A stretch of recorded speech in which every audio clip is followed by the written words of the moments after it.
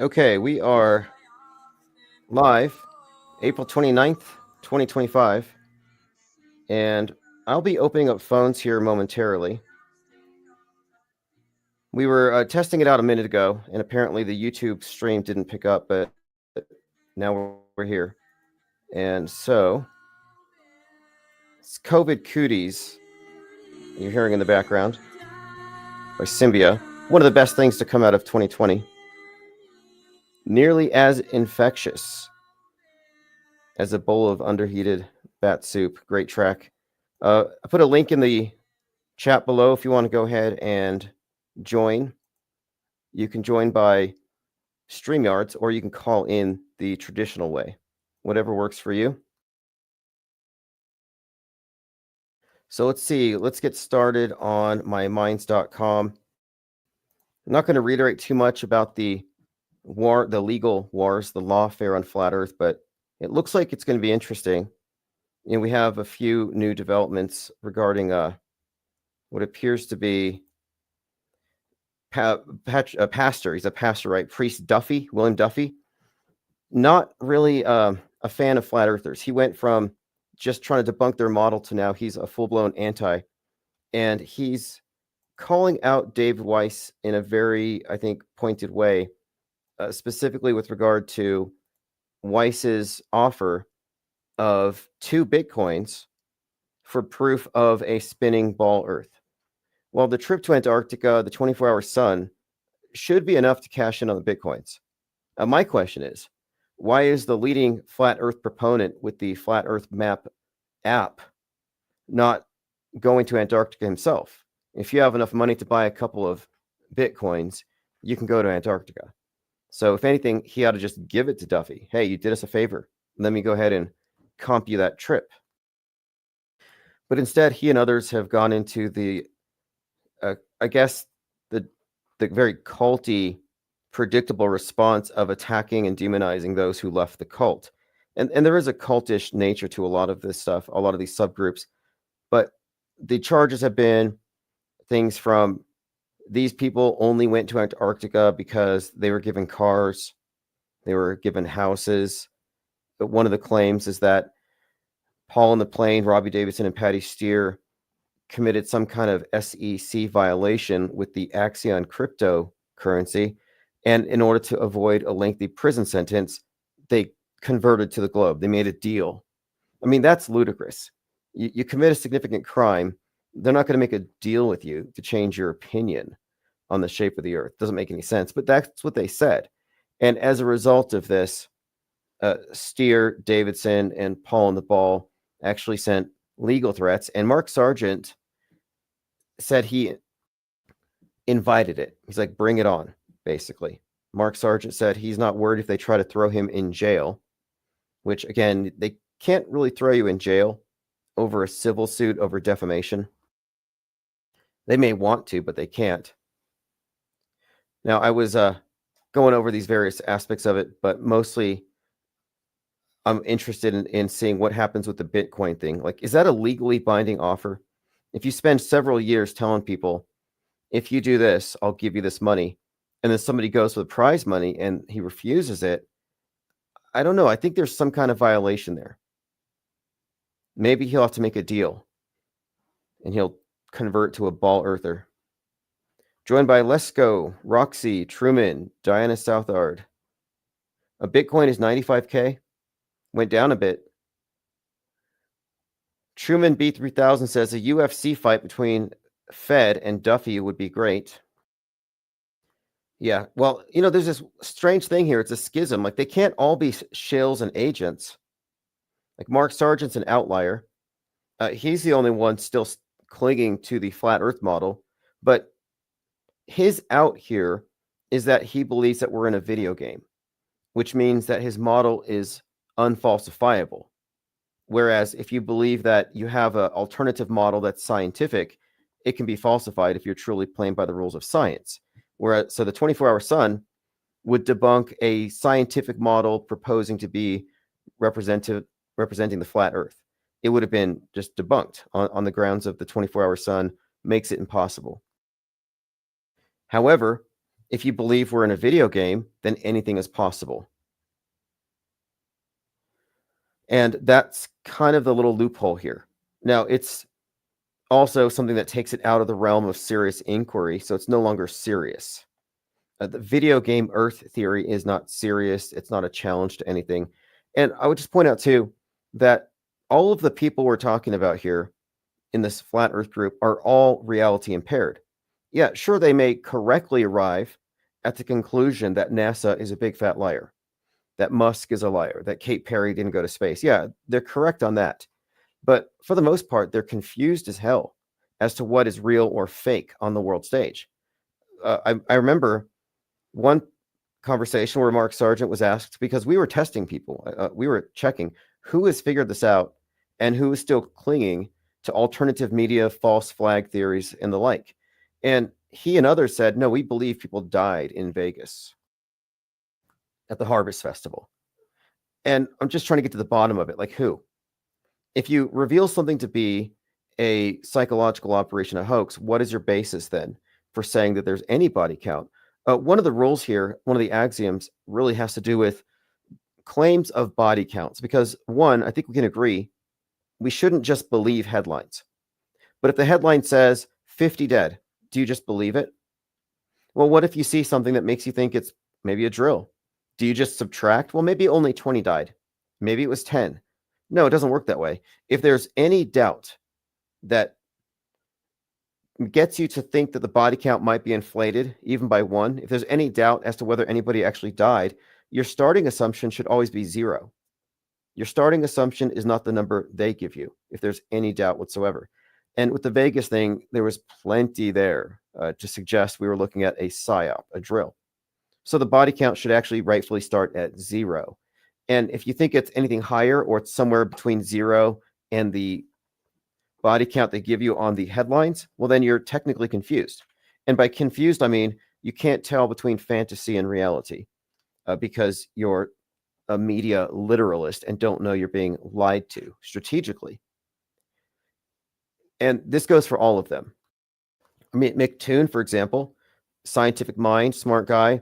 He can describe to you how the globe works and why the flat Earth doesn't work from his perspectives, which are all based on, of course, observational data. However, he thinks everything on the news is real. He doesn't know about media fakery. He and his ilk scoff at the idea that the news media could be lying. Like, people will admit, okay, there's a bias left, there's a bias right, but they're not willing to entertain the idea that media itself is a liar. And that's one of the best kept secrets. It's truly the only conspiracy theory worth investigating and uncovering. Forget Bigfoot, UFOs, adrenochrome, addicted Democrat, satanic vampire cults. The main thing we should be focusing on is media fakery and the extent of it. And this is where most truthers go wrong. They're like, yeah, mainstream media is fake, but our stuff is real. No, I'm sorry. It doesn't work that way. But I see sheep on the left, sheep on the right, sheep at the extremes. If you're in the political horseshoe, you're being shepherded around. In fact, I came across this article today that doesn't surprise me one bit. And it has to do with the invisible puppet master. This is an article that came out. I'll see if I can find the source. I saw it linked on Reddit. Listen to this. AI persuasion. The invisible puppet masters, AI's disturbing new role in shaping public minds.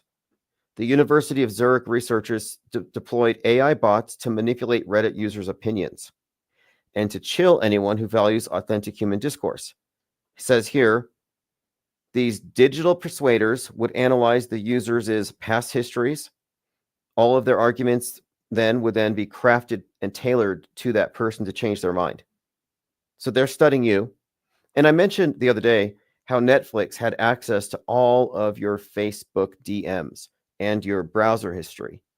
And given that information, I said they can target market psyops to any demographic. Easy. And guarantee belief, guarantee widespread acceptance. And here it says They've succeeded spectacularly.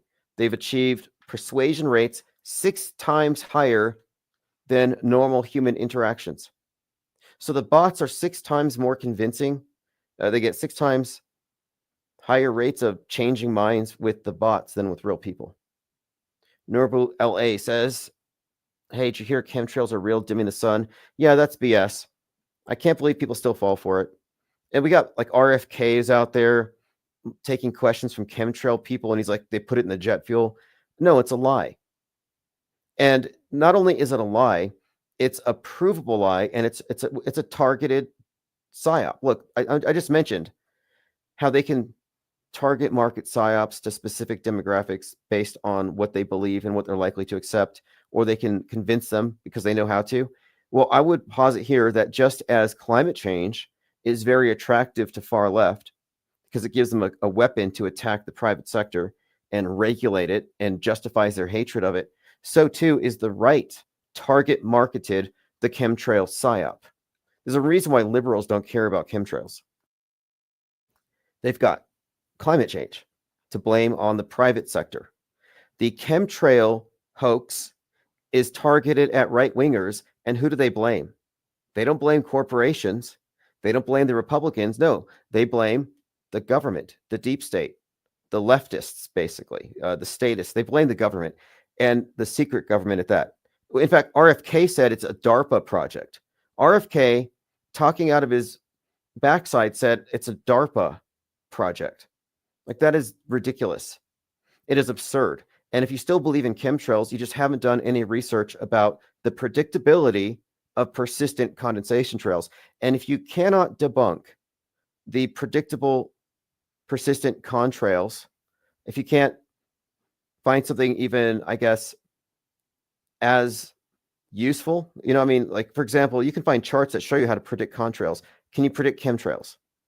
Can you in any way provide any sort of intel? Like, hey, next week they're going to dump chemicals on us. No, you can't. You can only respond to pictures. And these pictures are never connected with their location, the altitude. You could track every plane. You know that, right? So if you're going to say you believe in chemtrails, I would say, well, show me a picture of one. Let's just start with that. Show me a picture that you took, not that you saw on the internet. And then once you have that picture that you took, give me the metadata, and we'll track it to an airplane, and we'll correlate the altitude, the temperature, the pressure, and see, does this comport with the predictions for persistent contrails? And it will. The Air Force figured this out of necessity. They couldn't have their expensive military aircraft giving away their location with trails. So what did they do? They created a chart to predict the conditions that would make those likely so they could avoid it. It's that simple.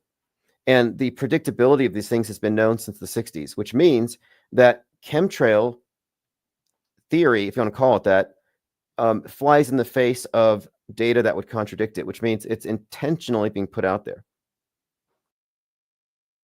And what's more, it's being put out there because it fits into this left versus right dialectic. Left-wingers get climate change to blame on the right. Right-wingers get geoengineering to blame on the left.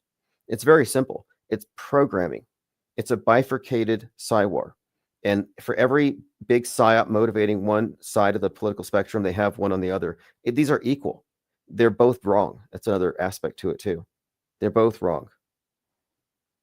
And these are both emotionally held beliefs. Like, do you think the people that lay in the streets or glue themselves to airplanes or throw tomato paste at oil paintings, do you think that they are acting rationally or emotionally?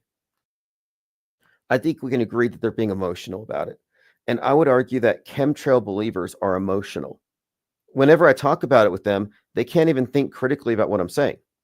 None of them have said, hey, I debunked your Appleman chart. No, you didn't. They don't even get there. They attack me. They accuse me of being a shill for the airlines. Like, Delta Airlines gives me frequent flyer miles whenever I debunk chemtrails for them. But it's a lot of factors beyond just altitude. But we're talking about a very well understood phenomenon, anthropogenic cirrus clouds. It's really simple. And another thing that catches them, because I can identify half a dozen logical fallacies that you need to ignore in order to believe in chemtrails. You got loaded questions, you have appeals to motive, but one of the more effective ones, and this one gets a lot of people, is faulty causality. Crow 777 falls for this one. So it's not like you're a fool for following it. Many intelligent people fall for this stuff. Crow 777 will look at contrails, believing that these are chemtrails, and he will boil vinegar in his front yard, like in a cauldron, like a wizard. And he claims that the boiled vinegar dissipates the chemtrails.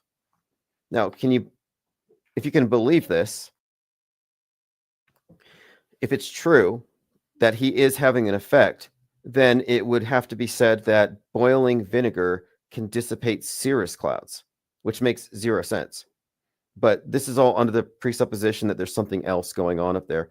But others have prayed them away. I've seen people pray to various gods. There's a couple of individuals, they pray to this I think it's the Black Hebrew Israelite lightning god, Yahweh. I've seen others pray away the chemtrails. Some have said that the airplanes that spray these things are really fallen angels. And the thing is, they pray and the chemtrails disappear. They boil their vinegar, the trails disappear. Well, what's happening here? Well, they were going to disappear anyway. Doesn't matter what you did. You could sit there just looking at them. You could boil vinegar, or you could just ignore them. They go away. It would be the same thing if I pointed at the sun and said, that thing's going to set over there where I'm pointing because I'm pointing. No, it was going to go down anyway. So they're taking credit for something. That's faulty causality. But the fact that people still fall for this is really, I think, it's just an easily understood bit of just mind games. It's kind of a tricky thing. For example, they see the plane leaving a bunch of trails. Later in the day, there's a haze. So they say, well, hey, A came before B, therefore A caused B. No, the planes only indicated the conditions up above, that these clouds were going to form anyway, with or without the planes. But it's easy to understand if you look at it as the planes caused it, and that's your presupposition. But anyway, I don't waste very much time with it, but I have made it a point to debunk chemtrails and every argument in favor of them, because I think chemtrail belief is a target marketed psyop, and it's designed to specifically seem reasonable to people on the right fringe in the conspiracy communities. And again, it's Gretaism, chemtrail Gretaism. And it's always the same. They're just always, the arguments are so disingenuous. And it's funny how programmed believers can be. If you believe something, you generally have like a way of defending it that everyone else uses. So I'll point these things out and they'll say, well, we're not talking about the lines in the sky. We're talking about stratospheric aerosol injections that you can't see. Like, well, then why are we looking at lines in the sky as evidence for this? But I run into these same things, and having debated many of them, I realized, okay, there's a reason they believe in this. There's a list of logical fallacies that are built into it. You cannot convince somebody these things exist without loaded questions at the very basis of it. You have to load your question with also the appeal to ignorance. And this is where it's a sad argument, because in order to argue pro chemtrail, you have to feign ignorance about a lot of stuff, and you have to have a misunderstanding of what geoengineering is. Okay, like Steve, great example here, says geoengineering is not a conspiracy. There's plenty of info on it. Various governments are admitting to it. See, that's a common refrain, but you could not tell me what geoengineering is by definition. Geoengineering has been used by conspiracy theorists for like 20 years to describe secret government projects to alter the weather. That's not what it is.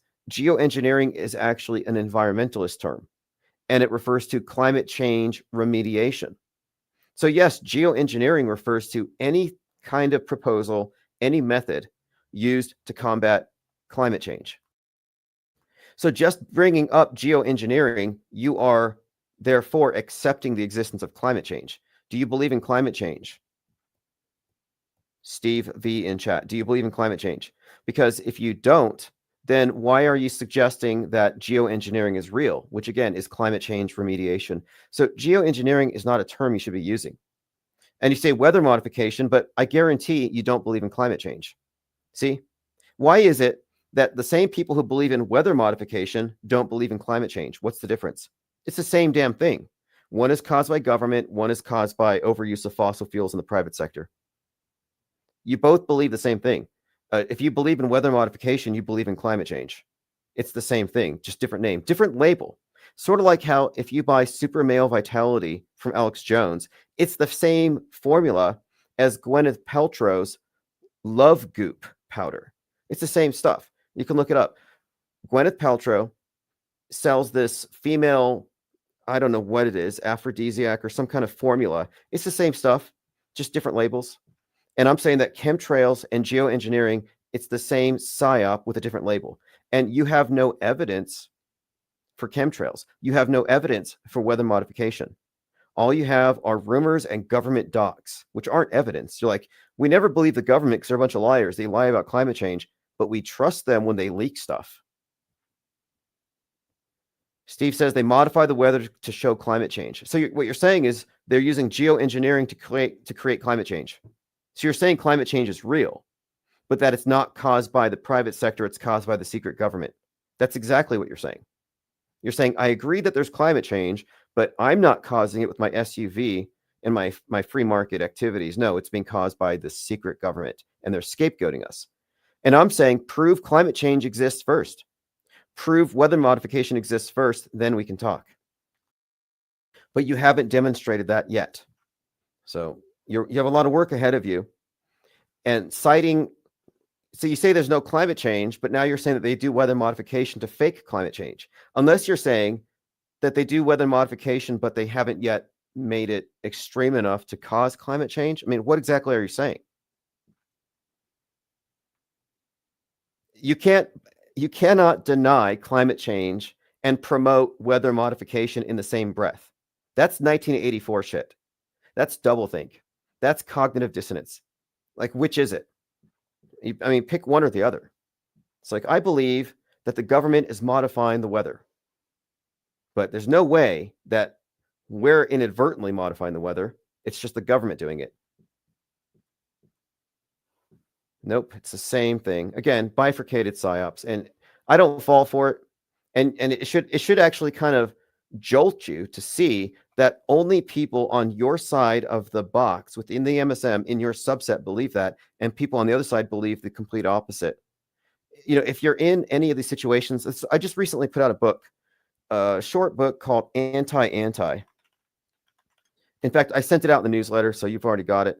It's on Amazon now. Anti-Anti says that if you take the pro position, you're obviously wrong. But if you take the anti position, you are part of the bifurcation. You're part of the duality that they set up. So you're not actually opposing anything. If you're in the anti position, you're part of the psyop. You can be part of the psyop on the left or from the right, but both sides are part of it. I mean, we all agree that the news, left and right, the Republicans and Democrats, that they're all working for the same end. Why would you think that you can join one side of the political spectrum and be on the side of truth? No, actually. So I'm anti on both of these positions because they're both built on the presupposition that man is altering the weather. And I don't know if I believe that. And you're saying you do believe it. You're saying, I believe that the government alters the weather. Well, I don't. I have no evidence for this. So if you have evidence, provide it.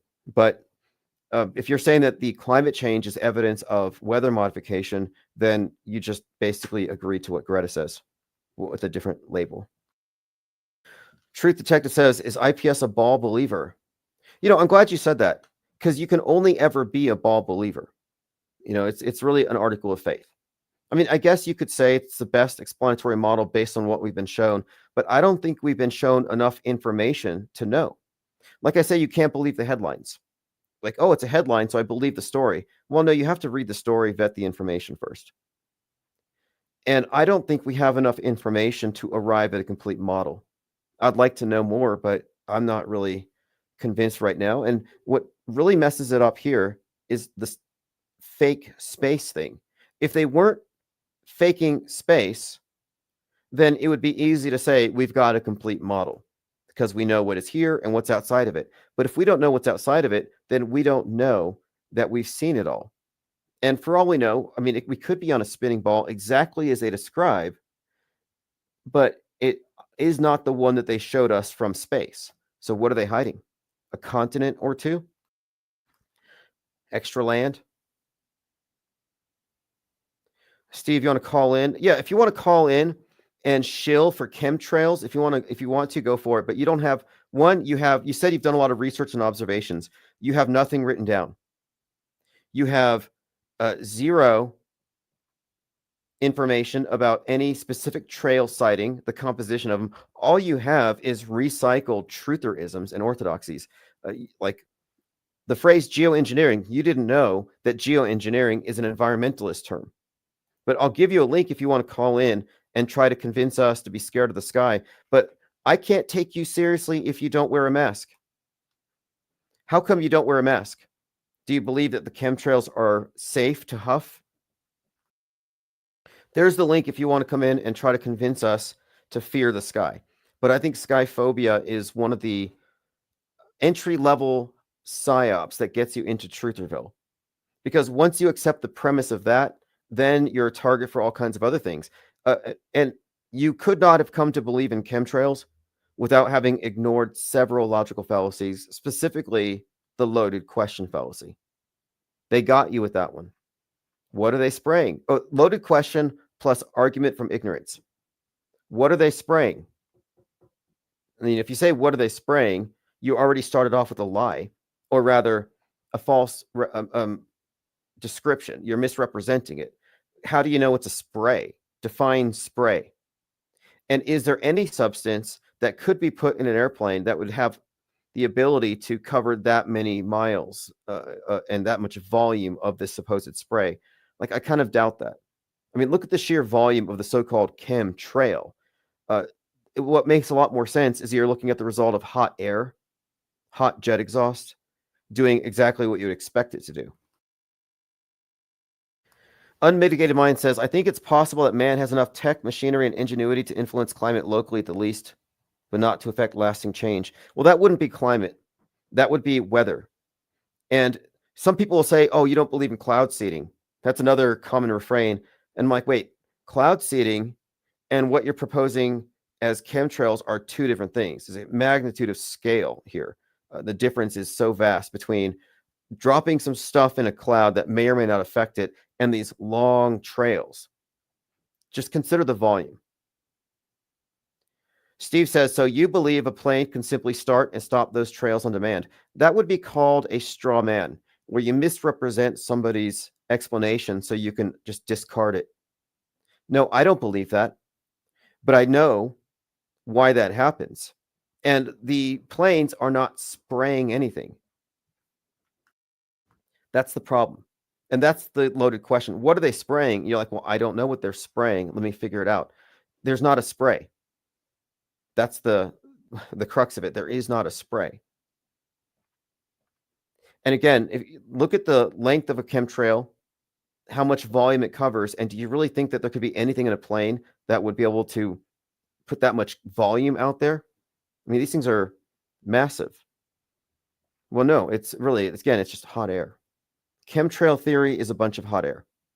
But you don't have any evidence, and if you did, why aren't you going to the police? I actually asked people this before. It's like, if you really believe you're being poisoned, you're awfully apathetic. Like, what is it in the chemtrails that makes you so apathetic?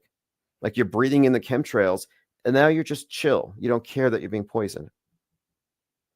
Because I've never seen a chemtrail person say, let me go ahead and call the airplanes. Like, look, you go to a fast food place, and you get a rat's tail in your Big Mac, you're calling the manager. Like, hey, you guys messed up my meal. But now you see these airplanes every day, and you believe they're dumping poisons on you and changing the climate, and you can't be bothered to call Delta Airlines, their customer service. Hey, would you guys stop dumping chemicals on my house? And you've been observing it for decades. So I hear people saying, yeah, I believe that for decades they've been poisoning me and I haven't lifted a finger. Like, okay, you don't really believe it. You don't believe it. Or if you do believe it, then why do you have enough energy to challenge the non-believer, but you don't have enough energy to challenge the offenders? Chemtrail believers will spend more time trying to convert non-believers or shaming non-believers than trying to stop the problem. I'm telling you, it's a cult. It is a cult. They're not changing the weather. They're not changing the climate. And it's just ignorance about clouds. And at this point, it's a little sad. It's not as bad as anti-vax. It's not as bad as the Hitler fan club, but chemtrails pretty much, it's kindergarten trutherism. Like, you should be past that. Let's move on. Oh, Let's Go says, it's time to make a tutorial on logical fallacies. People out there need a refresher. Some people just don't care. But let me just give you one of them. What are they spraying? Says person A to person B. Person B doesn't know what causes those. He thought it was just jet exhaust. But then he's like, wait a minute, jet exhaust wouldn't just stay up there like that, would it? I don't know. What are they spraying? So then you walk away with questions.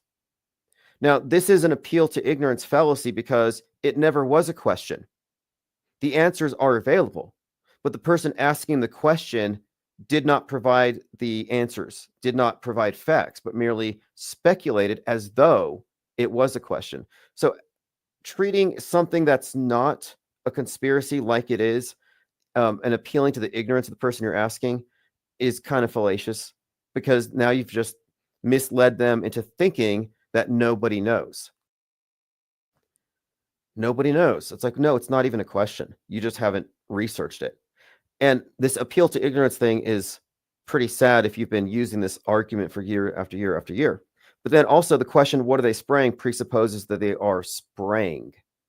And spraying is fundamentally different from hot air causing the rarefied cool air at 30,000 feet to crystallize and, create these trails of ice. Like, that's a byproduct of hot air in the cold, high altitudes.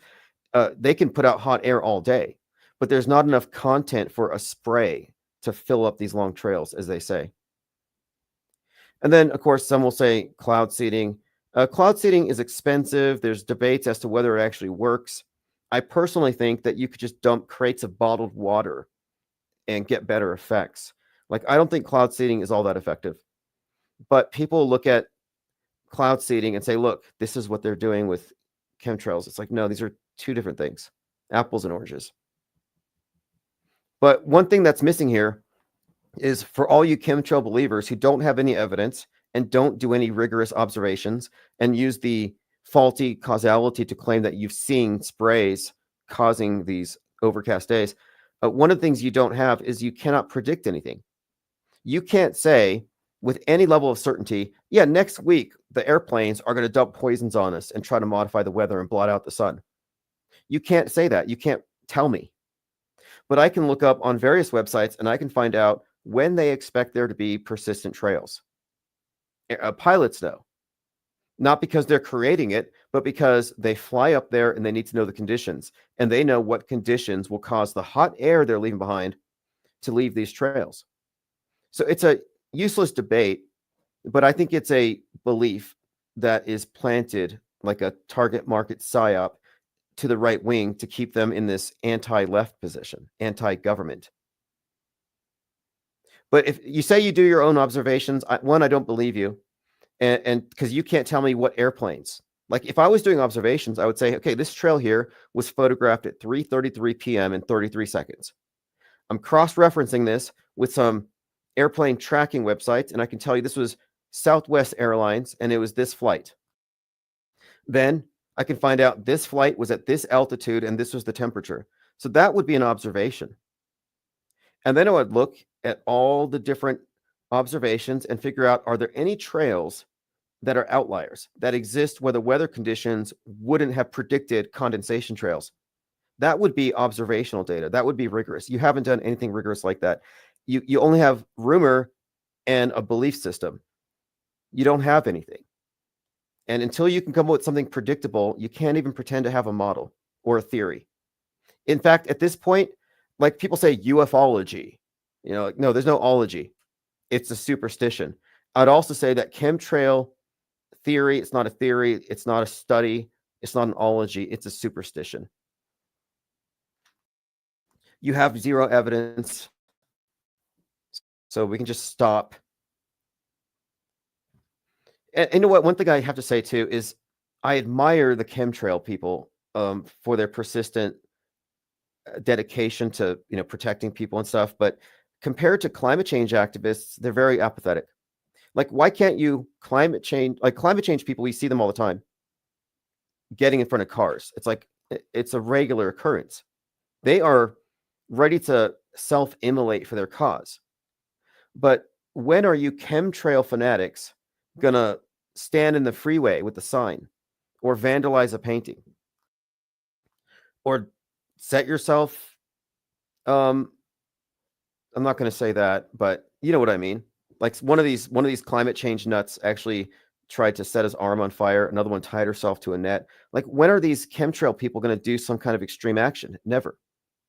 And I find that to be a little, I don't know, unimpressive, I guess, compared to, like, I mean, you can make fun of Greta all you want, but she got the world's attention. Dwayne Obith says fear porn is a hell of a drug. Yes, skyphobia is what I call it. And I think one of the things that they maintain in the system is fear of the sky. And it's interesting how this is a consistent facet on both sides of the aisle, and they each blame the other. I should not have been able to say, you don't believe in climate change, and I can predict this based on your adherence to chemtrails, and the person agrees. I shouldn't be, I mean, you should not be predictable. If you fall into these boxes, it means you're in their program. But anyway, look, chemtrail activists are ineffective, ineffectual, unmotivated, unimpressive, uninformed, and they come from a place of total ignorance. Like, I just don't know where to go with it. I'm kind of over it. If you believe in chemtrails, you got to do your research, because this is 2025. It's inexcusable. You're worse than Greta. Chemtrail believers are worse than climate change people. Sorry. There's just no other way to describe it. Because climate change people at least have fake science on their side. But what do you have on your side? You don't have even the semblance of science.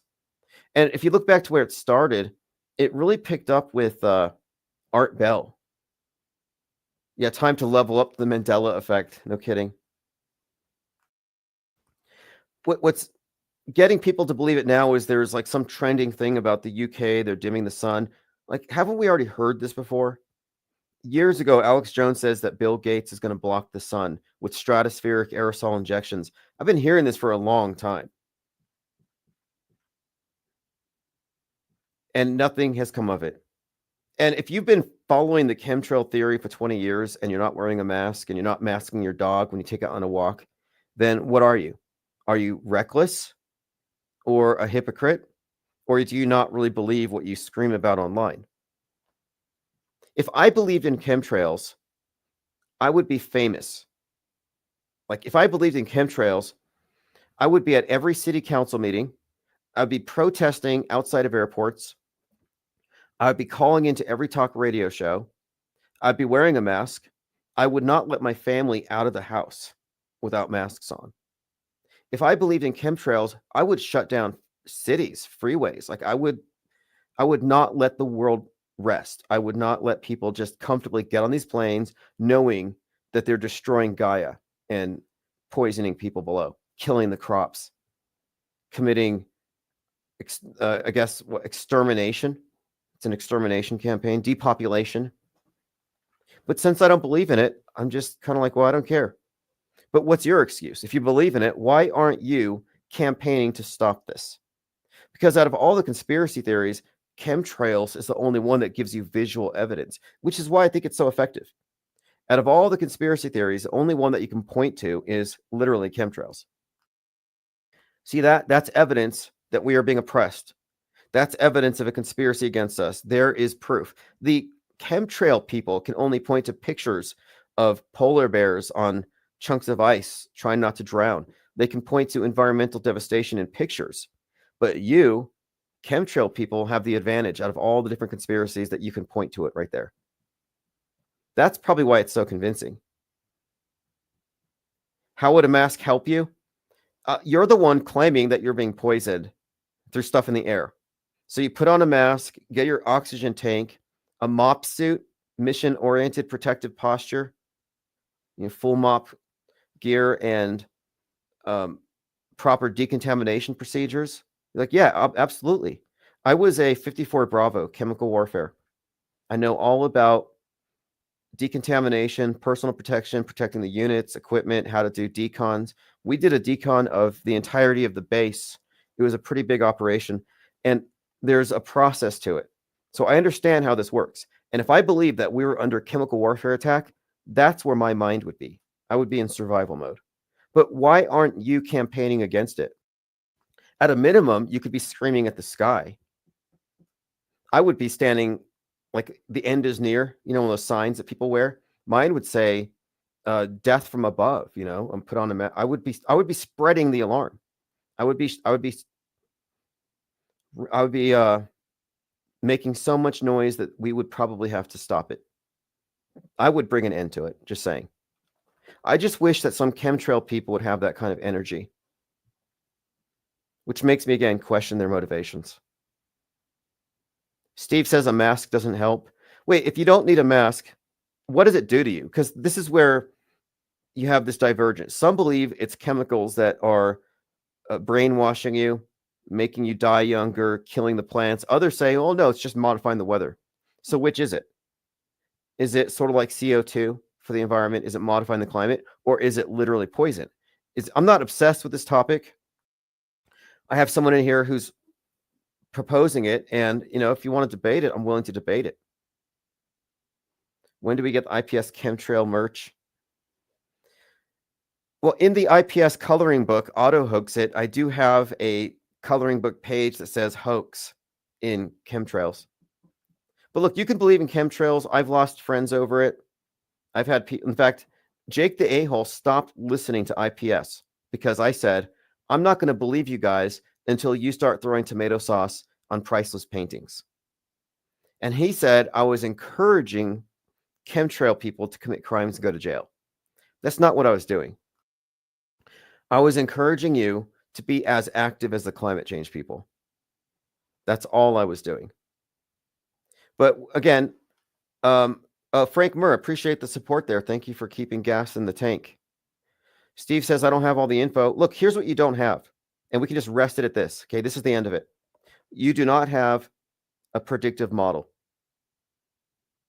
Until you can come here with predictions for chemtrails over the next week, and you can weigh that against contrail predictions, until you can do that, you don't have a seat at the table here with regard to this debate. The debate's over. I ended it. I killed your chemtrails. Thank me. You can sleep better. You can breathe better. I have alleviated this fear. This fear has been debunked. There's always this meme, new fear unlocked. You see something on Twitter, something crazy you never thought of. And then it's like, in this case, it's a fear has been debunked. You should be thanking me. Like most people pay therapists to have paranoias and irrational fears expunged. Let's move on, since we're done with that. Steve says, I agree, I don't. Thank you. And look, this is not about you or me. It's about the facts. And when it comes down to any sort of observed phenomenon, if we're being scientific about it, we just have to admit that the model that has predictability, that you can make decisions based off of because it's consistent, reliable, has to be the one that you take over the one that has zero predictive capability. And you can't predict anything. Steve says he's not fearing anything. Well, I say you're skyphobic because you're either scared or you're just very brave. I'll just call you brave. Because if I believed that I was being poisoned by evil entities, by evil shadowy agencies throwing poisons into the jet fuel, I would be scared. I'm scared of dying. I don't want to die. I don't want to inhale poisons. Like, you should be afraid of that. If you're not afraid of an airplane spraying poison in your face, you're very brave then. I often saw people driving around with masks, 2021, and I think to myself, you either don't believe the hype of your own propaganda or you're very brave. How can you even go outside? So it's okay to admit that you're afraid. And chemtrail theory is terrifying. It is a terrifying notion that there is a conspiracy worldwide to consistently poison us day in, day out. If you're not afraid of it, you are super brave, or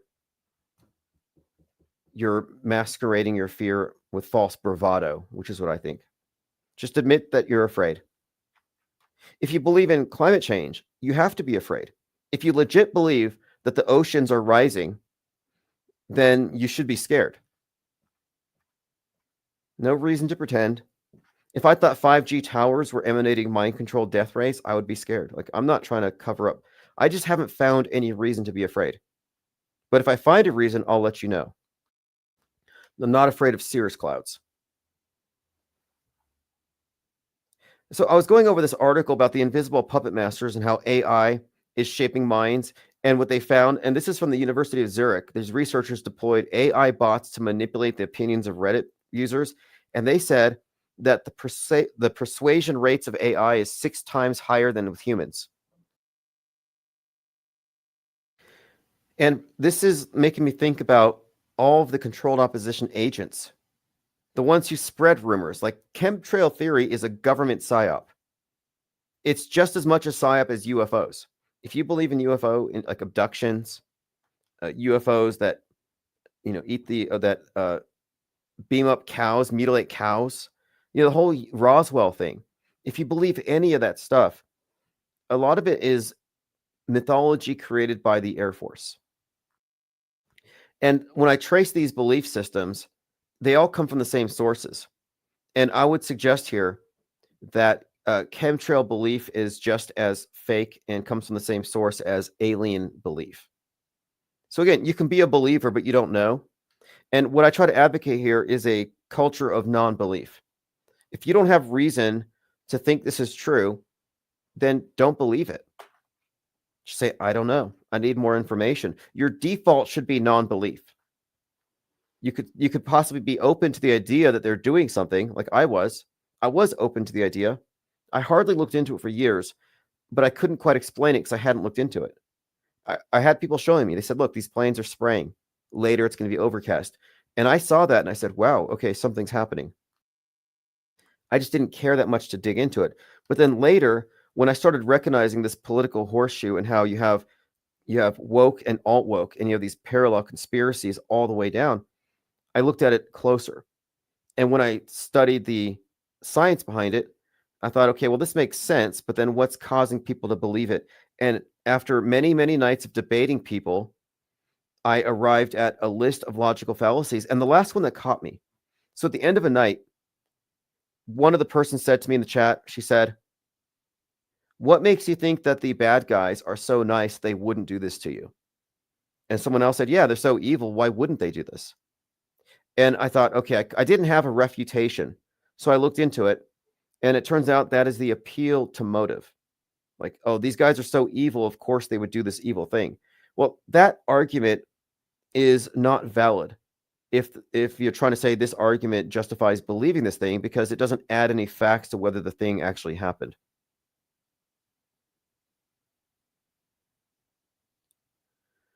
But anyway, if you believe in it, that's fine. Like, some people believe in climate change.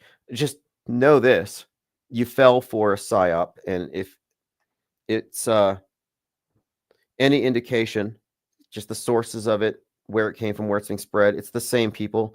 It's coming from special agents in the Air Force, something like that.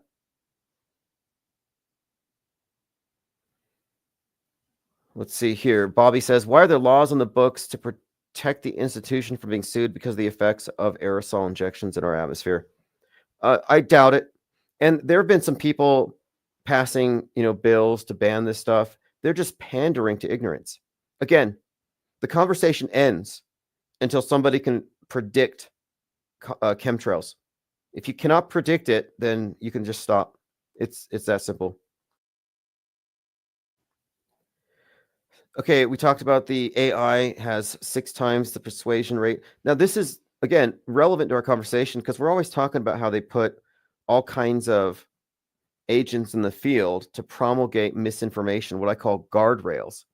And they've been doing this for years. Limited hangout operations, targeting people who've learned certain things, and they steer them in a certain way. I've experienced it myself. I've had people try to persuade me against saying certain things. There was a pretty strong effort that lasted for a good 2 or 3 years to try to get me to stop looking at the metascript perspective, that is news and entertainment being connected. They try to get me to stop doing that. I've had people like peer pressure. At one point, there was half a dozen people in a chat room, and all of them are basically saying to me, no, this is better explained by the simulation theory. And moreover, you're focusing on negativity in the news and you're just bringing negativity into your life. Like, that to me was a wake-up call. I had these people telling me not to watch the news. And I said, I'm the only person taking the fear out of the news, taking the atrocity out of the propaganda. So how does that add negativity to anything? But I noticed that there were, for a couple of years, a lot of simulation people trying to distract me from making these connections. And it actually started much earlier. I think this is a strategy. And it's to get people to stop looking into certain directions and to stop amassing a group of researchers on these weak spots in their system. Well, now they're replacing a lot of that with AI. AI can serve the same function. And I see it all the time. If you use ChatGPT, it does guardrail your conversations. It does have an intrinsic bias in favor of mainstream mediation. It is not objective. And it also is, we talk about where people are, the frames of reference. You're either MSM, MSM plus, or MSM minus. That is, you either accept the world stage as presented, or you add on to it with a bunch of conspiracy stuff, or you're a skeptic. Well, AI is MSM. AI, all of it, falls in the box of mainstream mediation. So they're built on the presupposition that the news is telling the truth, if biased, and that history is true, as recorded. Well, we all know that decades of fake news that we've studied just in detail reveals that our history has been bent towards the fakery, that the fake news is a small minority of all of the news that's produced, but it steers the greater narrative. So knowing this, we know history is not objective. News is not objective, but AI doesn't know this. So just to keep in mind, AI is not only not objective, but it is mainstream mediated and it's trained on that.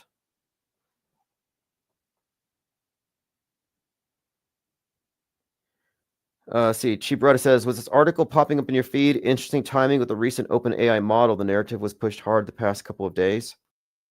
Yeah. And I work with AI quite a bit. I'm learning as much as I can.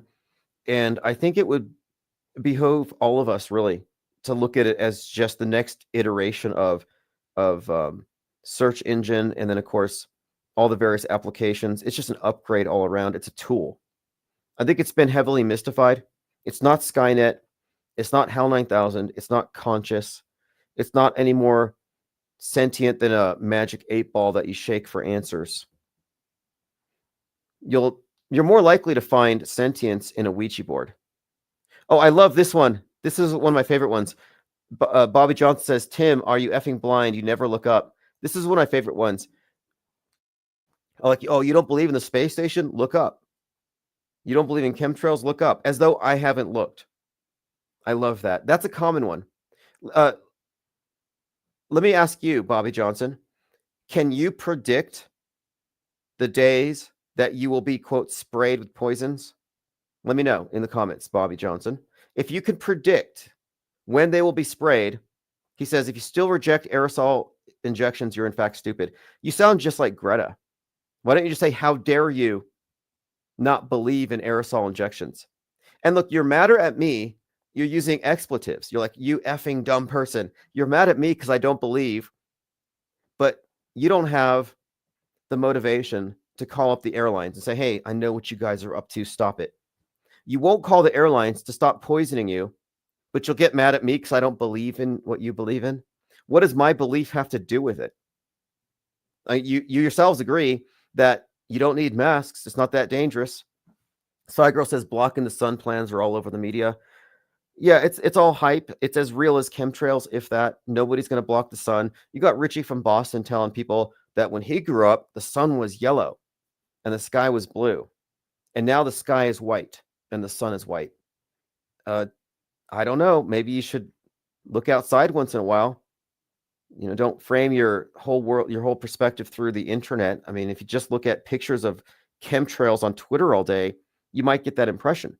But the sun isn't yellow, wasn't yellow. If anything, it's green, but it's all the colors. And the way we see it depends on a lot of factors. And the sky, it depends on where you're looking, what time of day, what the climate is like. It just depends. Leo Friend says, are you practicing the appeal to motive fallacy when you say, if you believe this, you would? No, I'm actually making a statement here that if I believed chemtrails were real, I would be a major opponent of this whole agenda, because it's the only conspiracy that you can have evidence for, that you can point at. I could say, look, that's evidence of a crime against humanity. This is against the Geneva Convention. This is chemical warfare. We should be in a state of emergency. I would not shut up. And I would get a bunch of people at my back to stand up with me. I would go to city council meetings. I'd organize marches. Like, I would not relent if I believed in this crap. But since I know it's not true, I don't care. But what's your excuse? If you claim you believe in chemtrails, all you do is get mad at the non-believers. Like, what does that say about you? You've never gone out of your way to warn anybody about the threat. So I don't take you seriously. And I would, again, Bobby Johnson, what is your prediction, your forecast? What is your chemtrail forecast for the next week?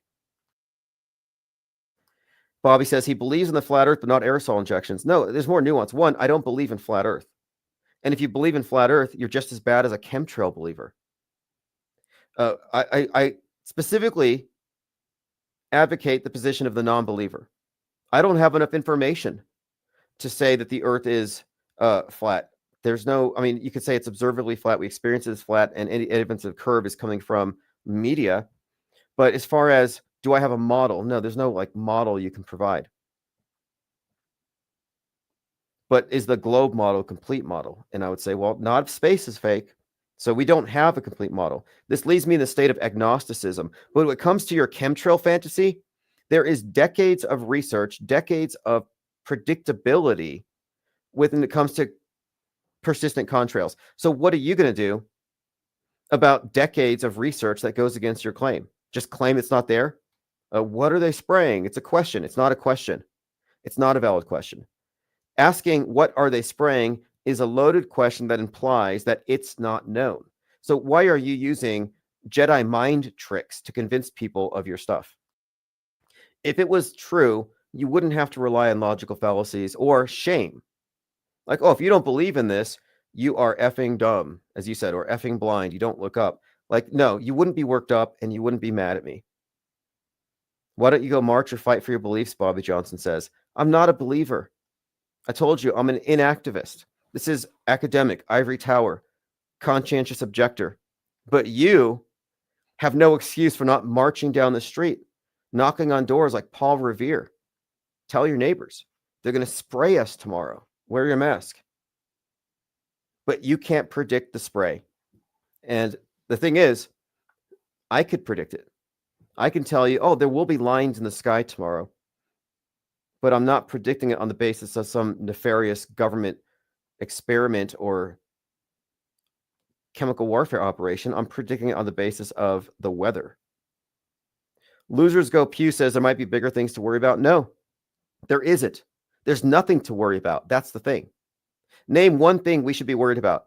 Are you worried about nukes, planet killer asteroids, space junk, EMP? What exactly are you worried about? What are we distracted from? Like, we shouldn't be worried about chemtrails. We should be worried about 5G towers and Dr. Fauci. Like, no, there's nothing to worry about. Unless I'm missing something. But there's value in addressing this, because what we are doing is we are breaking away from Trutherville, which is alternative media and all of their belief systems. We don't need these beliefs. If you're a believer, stay in Trutherville. Off-world stage is not the position of the mainstream believer or the alternative media believer. We don't have this hysterical mindset. Bobby says aluminum, barium. Again, you have nothing to support that claim. Like I said, you can't even begin this conversation until you can predict something, and you can't. Girl says getting poisoned from the food or mandatory shot. Look, nobody got poked that didn't want it. And who's getting poisoned by the food? I don't know. Like, I don't think that RFK Jr. is a valid source of anything. The guy eats roadkill.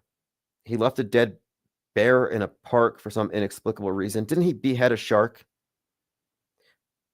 Like, I don't really trust his judgment. He walks around barefoot on airplanes. Like, he's scared of needles, but he'll walk around in an airplane, like even in the restroom, like barefoot. But no, there's nothing to worry about. And if you have a problem with that, I can't help you. Like, some people want to believe we're in the end times. We're not.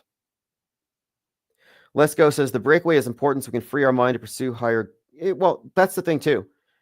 Your bandwidth is limited. So how many things do you need to care about? How many things should you be legitimately scared of?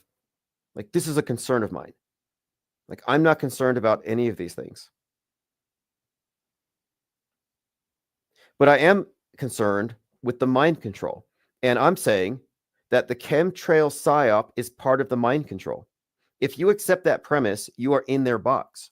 Unless you think it's good to be in the box. I mean, you can look at the woke and the mainstreamers and call them asleep, unaware, brainwashed, mind-controlled, nullified, conquered. You can say these things about them, but you can say the exact same thing about everybody in alt media until you have stepped away from it.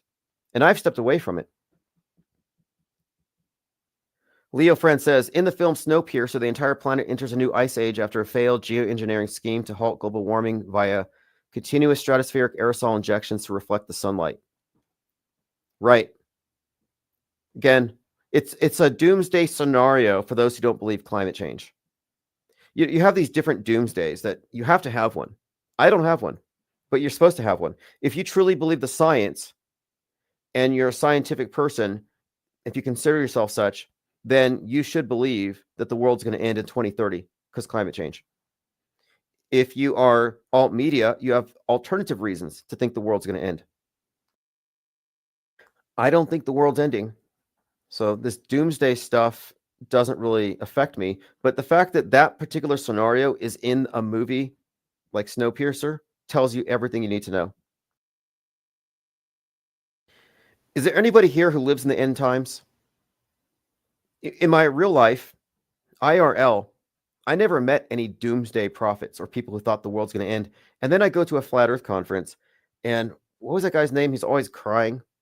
Rick Hummer. He's like, we're in the end times. He's telling me, took me to the side. He's like, do you believe it? I'm like, no. I felt sorry for him at first. I almost laughed. I was like, wait, what? He's like, yeah, we're in the end times.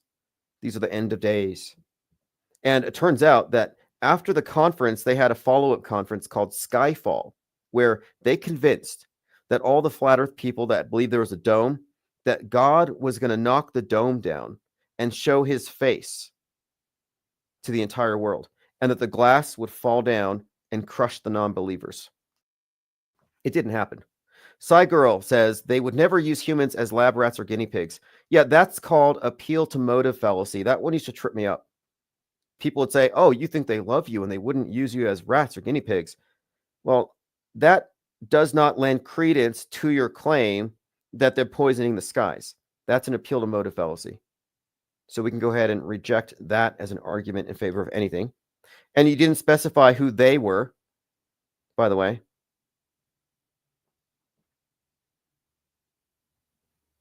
Ollie Goering says Cheese Whiz and canned whipped cream are technically aerosol injected toppings. Bobby says, if you can't tell the difference from a contrail and an aerosol injection, how can we take you seriously? You cannot differentiate these things. You have zero evidence. You can't provide it. And again, all you have are memes. Show me a picture of a contrail, and then I'm going to cross-reference it with the flight paths and I'll find out who did it, what altitude, and the weather conditions. And again, we're going to see, was this predicted by the contrail model? So again, go home with your chemtrail model and come back when you have something that works. It's debunked. You can let it go. And again, you should be thanking me, not debating me. You should be thanking me. Either go do your homework and construct a model that you can predict these things on par with the contrail thing, or explain how contrails are predictable, or you have to just admit that you're wrong. No reason to hang on to fear. One of the reasons for employing skepticism in its original concept, it was suspending judgment to avoid attaching yourselves to a lot of needless fear and worry. They called it apathy, which means suspension of judgment. The original skeptics. And the original skeptics, there's this guy named Piro. And he said that if you continue to suspend judgment, you end up not believing as much. Because when you wait, you find out, wait, there was no reason to believe that. So think about all the fake news that you believed automatically until you found out how the whole thing is rigged. Now, you're like, well, it's fake until proven real. You don't believe as much. You're not using as much of your bandwidth on BS, on things that you have no business being afraid of or being concerned about. And they said that if you maintain this state of suspension, you would arrive at what they called ataraxia, peace of mind. I mean, you free your bandwidth from a bunch of needless fear and emotional engagement. And what does that leave? Well, you could focus on other things. And this led to Epicureanism, hedonism, seeking joy in life. And auto hoaxers are pyromaniacs on the world stage. Coyote Smoke and Mirror says, good point, Tim. If it's in a movie, it's predictive programming of what they predict, what a doomsday thing we should be afraid of next. Yes, exactly. Exactly. They show us endless examples in dystopian sci-fi of how climate change is going to kill us all. And they also show us how government secret projects are going to kill us all. And if it's predictive programming, they're not telling us that it's going to happen for real. It's conditioning you to accept these as inevitable situations if we don't change. Calm Down says, around here, they spray the skies in crisscross patterns before a storm. I live on the waterfront in the LBC. Okay, a couple things about that. The reason why they crisscross is the same reason why your city streets crisscross and have intersections. Those are flight paths. And the reason why you see those before a storm is because the conditions conducive to the storm also are conducive to persistent trails. So the trails actually predict the storm. They don't cause the storm. That's faulty causality. It's a very common misconception. Bobby says, damn, Tim, I used to like listening to you, but when you start chemtrail troll stuff, look, again, I offended your belief system, but it's not going to help you in any way to believe a lie. Do you believe in alien abductions? Why not?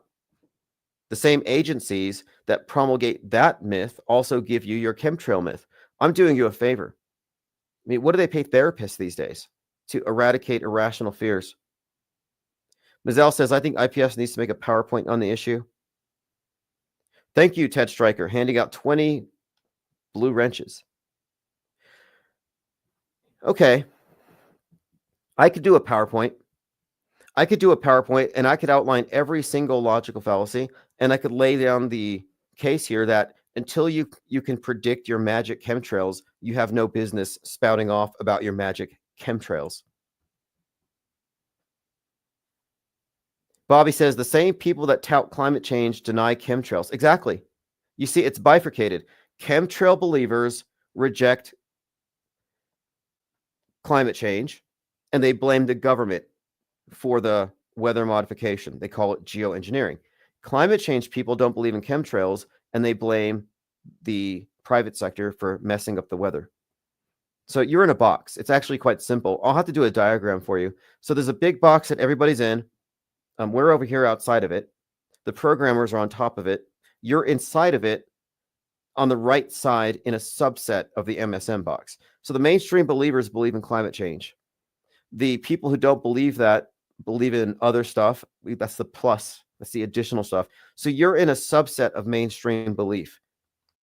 You're deeper in the matrix if you believe in this stuff. One way to tell, just inspect whatever red pill that you're about to imbibe, because if it contains any fear narrative, it's fake. It's that simple. The red pill movement, trutherism, where they're like, oh, these are the red pills, and you get these like really hard truths about life. No, those are all based on lies. You probably believe in false flags. I hope you don't. Yeah, we're trying to move on from the topic. I think I've made it clear that if you don't have a predictable model that can tell us anything about what causes these things or when they're going to arrive, then you don't have anything. And it's really that simple. Look up the Appleman chart. But as Ms. L said, I should probably do a PowerPoint. But I don't know what good it would do. Because when somebody comes to believe something because of logical fallacies, they didn't arrive at it through reason. And so you can't take them out of it with reason. Here's a link. Truth Hurt says, I don't care if they're really spraying or not. What am I going to do about it if it was real? Well, here's the thing. There's no evidence of spraying. The claim that there's a spray has never been substantiated. That's always been a misrepresentation of what you're seeing. If you actually look at the airplane, there's no spray coming out of it. The trails form a significant distance from the airplane itself. It's moving so fast, but they form after. And the formation of these things is not a mystery. Anybody thinking there's even a question is admitting to ignorance on the topic. And it's based on the appeal to ignorance. It's really that simple. But I'm willing to debate it because I think it's useful. Hey, what's up, caller? What's up? Yeah, I'm calmed down too. That's my other channel, just to let you know. Okay. So what is your opinion on the matter? You're talking about the aerosol injection, or? Yes. I don't know what the fuck it is, but I've been seeing it for years, crisscrossing in the sky. It's not all the time, but when it's happening, it'll be happening day after day. I don't know what the hell it is.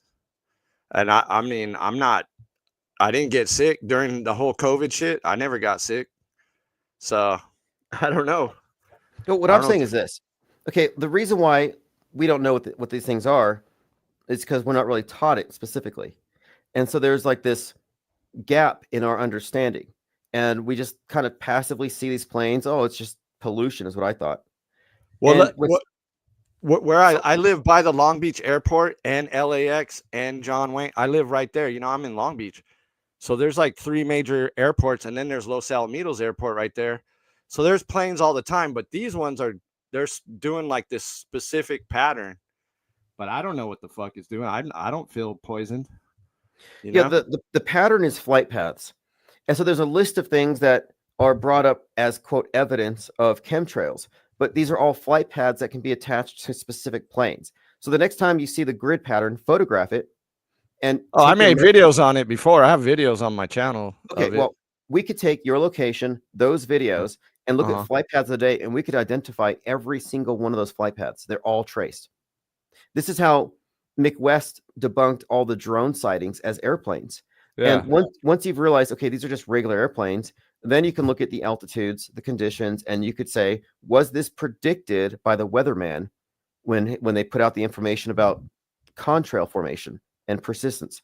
And that's what you're going to find, that the Weather Channel, the weatherman, can predict these things, and you can't. Why is that? I thought they were just cloud seeding, right? They're making the weather, right?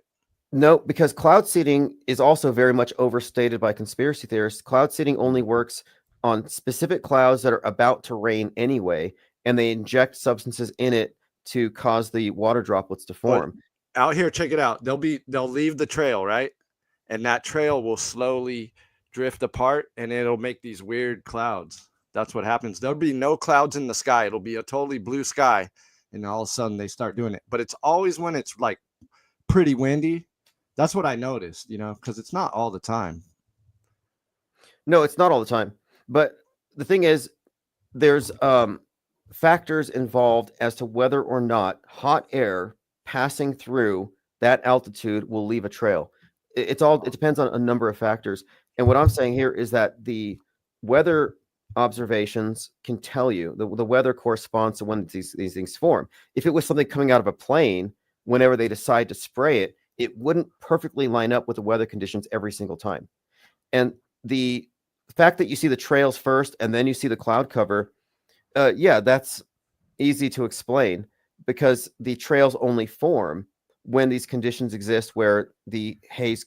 Well, okay, so they'll be doing these crisscross patterns, right? And then the fucking trail stays in the air and then it expands. But at the same time, there'll be planes going by, leaving a little trail and it disappears. But I don't know what I don't know what elevation each plane is at, so I don't fucking know. Yeah, that's what makes the difference, because you'll see some where you'll see two planes in the sky at once. The one closer to you is leaving a trail, and the one higher up is not, or vice versa. And this is all explained when you look at a cross section of the altitudes and what the temperature is, what the humidity is. That's it, because it's just a question of, is the hot air going to do something that's going to persist, or is it not? It really depends on these factors external to the airplane. Hey, but when I was younger, I would look up in the sky a lot more than I do now. I would look at clouds and shit and planes. But now, I don't really look up in the sky now. But when I do, every once in a while, I'll see the fucking crisscrossing planes. When I was younger, that shit never happened. We had sky riders. They have those planes and they would make letters in the sky, but we never really had that crisscrossing pattern shit in like the 80s and the 90s. That's like started sometime in the 2000s, it seemed like. But maybe maybe I'm tripping. I don't fucking know. Yeah, it's a good question. Like some people say they remember the sun was yellow. Well, sure. All the cartoons, it depends on what time of day. Yeah, exactly. Yeah, in the morning, it could be all types of colors, and then at sunset. But during the day, it's more whitish. Anyway, out here, Right. Well, every question that has been raised has been answered, and this is my main problem with this whole conversation, with this debate, is that the pro-chemtrail side remains steadfastly ignorant about the explanations for all the points that they raise. Like, why is there crisscross flight paths? Why does it break up? Well, you have to remember that the air, it's clear. We can't really see what's happening, but it's a very fluid environment. It's actually kind of chaotic. There's explanations for why you'll see a trail stop and start. It's not the pilot turning a switch on and off. These are things external to them. Yeah, but I haven't spent a lot of time on it, dude, because it's just you see it all the time and nothing. It's like I don't worry about it. My life's going on. Like, it hasn't affected me. Well, I'm glad you're not worried about it, because worrying about these things is as bad as worrying about planet killer asteroids. This is what I'm saying. It's the bandwidth they get you to take up. And yeah, Copacetic says 2025. We're still debating it. Exactly. Well, the only reason I bring this up is to filter out people.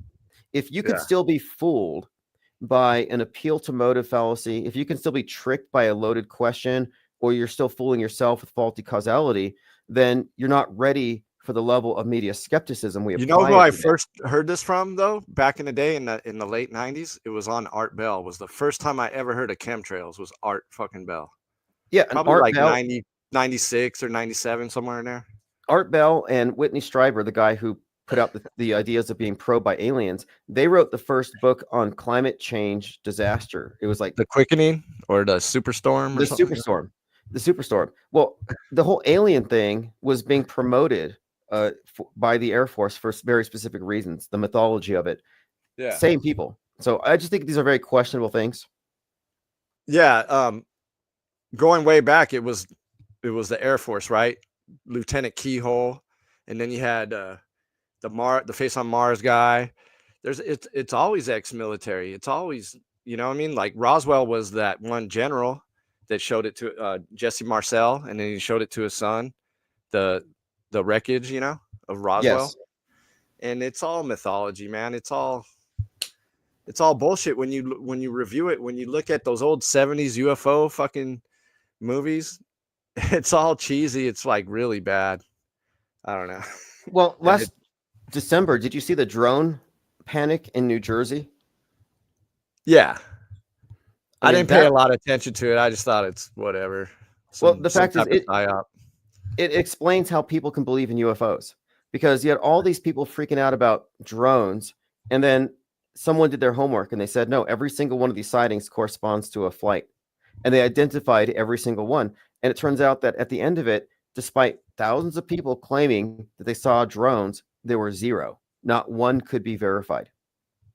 Yeah. Well, anyway, I'll be addressing some of these questions. I mean, look, I did a quick search here, just to the crisscross thing. It says these are due to established paths of the aircraft. Like, the simplest explanation usually suffices. What's more likely, they're making it rain, which isn't that bad, or they are taking flight paths that explain the crisscross pattern. And yes, these flight paths do correspond. That's, again, it's already been debunked. Yeah. But I appreciate you bringing these things up, because these questions need to be brought up because we're exposing a psyop, in my opinion. We're exposing a psyop, and by breaking this psyop down, we can get people to break their trust with their alt media sources, because this is mainstream alternative media claptrap. Everybody in alt media, from Alex Jones, promotes this stuff. I don't drink the Kool-Aid at Alex Jonestown, and this is standard fare Alex Jones stuff. What do you think about the fires that were out here in the Palisades and shit in El Tadino? Controlled opposition. I'm sorry, controlled demolition. I think these are inorganic, some kind of. I mean, they have these evacuations. In El Tadino, they never turned the power off. They were saying like a bunch of people are suing the SoCal Edison because they never turned the power off while the shit was burning. And supposedly that accelerates the fire or some shit. Yeah, I got the feeling controlled demolition, and there's a ton of stuff in media that was kind of foreshadowing it, and I'm like, okay, this has got to be contrived. I'd like to know more about the extent of it, but I think it's controlled demo, like 9/11. Yeah. Well, hey, I appreciate the call, and call back anytime. All right. Peace. Okay, thank you very much, caller. That was Challenger Hoax. Going through your comments, okay, Steve says not all of them are identifiable. Some don't appear on flight radar.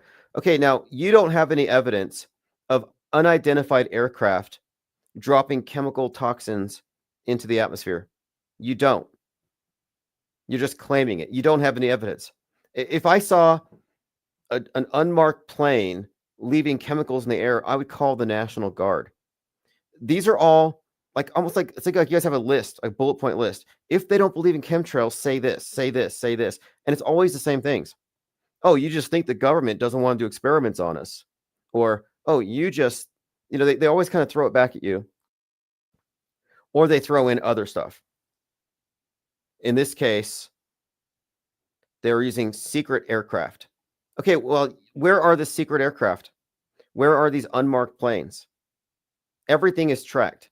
So that's a tall claim. That's a huge claim. If you're going to say that the bad trails are left by secret government planes, now you're just into ufology. You might as well say UFOs. Oh yeah, there's Bigfoot on a unicorn, and it's just going across the stratosphere, marking its territory. And that's what we're breathing in. Because you're going into the area of ufology, just basically hearsay, say. Like, no, you can't say I saw. Look, I followed them on flight radar, Tim. No, I used to have people call in and they would say, I saw these planes leaving lines and I checked on my app and they weren't there. And then it rained. Like, you got your script down.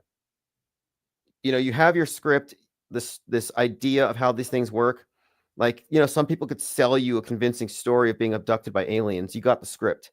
But no, you've never seen lines in the sky turn into rain. And you've never checked an app and saw unidentified planes. You're just fibbing. You're making it up. And if you're going to make this stuff up, why should we believe anything that you say?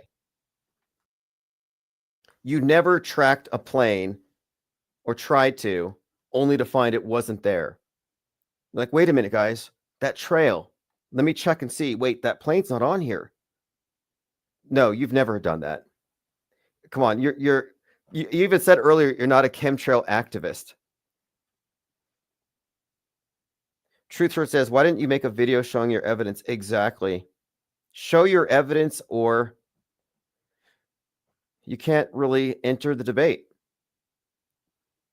Side Girl says, Big Pharma is all about experimenting on the entire herd.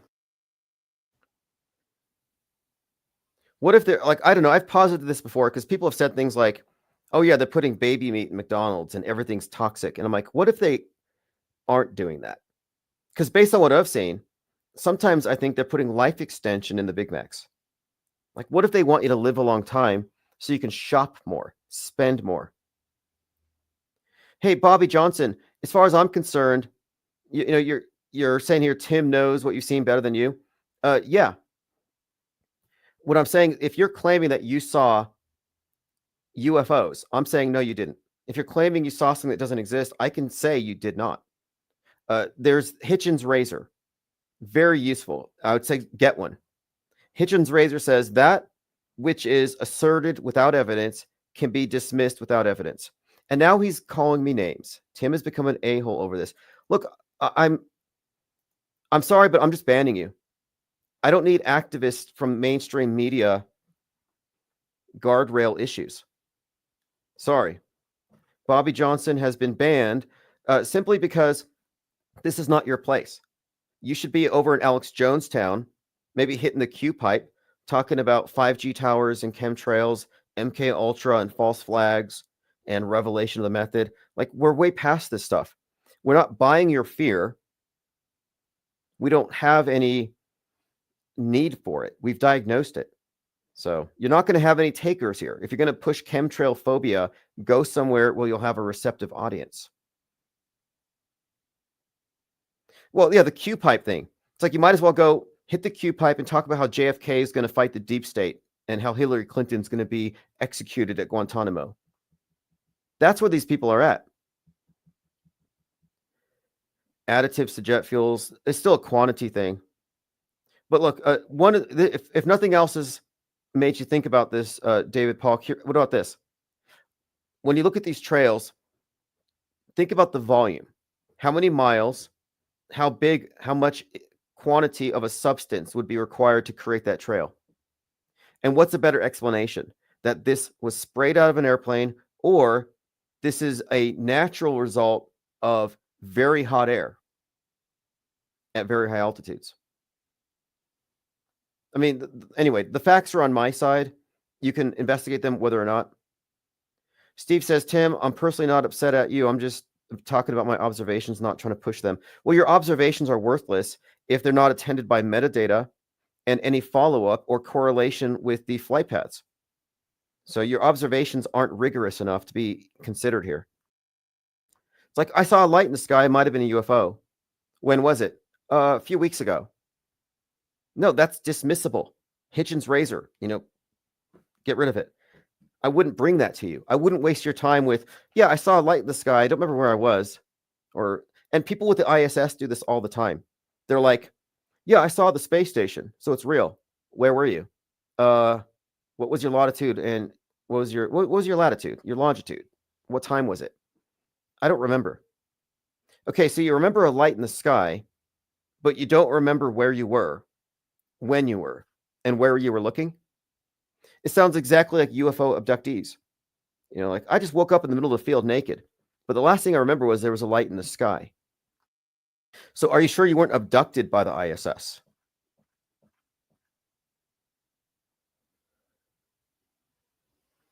David Polk says, does hot air at high altitude expand? If so, you're correct.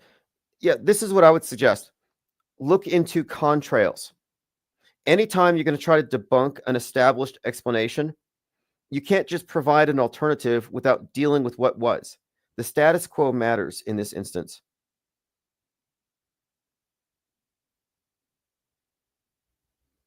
Braveheart says, you can tell there's deadly radiation in the air by dragging your feet across the carpet, and if you can shock someone, leave the area immediately. Well, let's continue. Look, we've killed chemtrails. We've killed the Mandela effect. We killed JFK Jr. what conspiracy theory out there have we not, what guardrail have we not already taken down? The person that called, Steve, was Challenger Hoax. I have his channel linked on one of the podcasts, maybe a couple days ago. Not hard to find. If he's here in chat, he can post his link. But anyway, Hitchens razor, anything that's not presented with evidence can be dismissed without evidence. Like, I don't need to counter your claim with evidence if your claim doesn't have evidence. I can just dismiss it. It's not polite, but the reason why I let that Bobby guy go for a minute was so you could see what the believers are like. The believers have no information. They attack the non-believer. They use shame tactics. He attacks my character. He attacks my intellect. He suggests that I'm dumb, I'm rude, I'm all these bad things because I don't believe in this crap. But I'm saying, no, you're actually part of the Psywar. If anybody has the moral and intellectual low ground, it's them.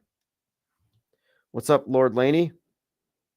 Says oh yeah. Well, look, all you've missed so far is our conversation about the chemtrail psyop, and it's a psyop. Copaesthetic says they should film the planes, contrails in real time and selfie themselves with their masks on while spraying vinegar at the sky. Yeah, at a minimum.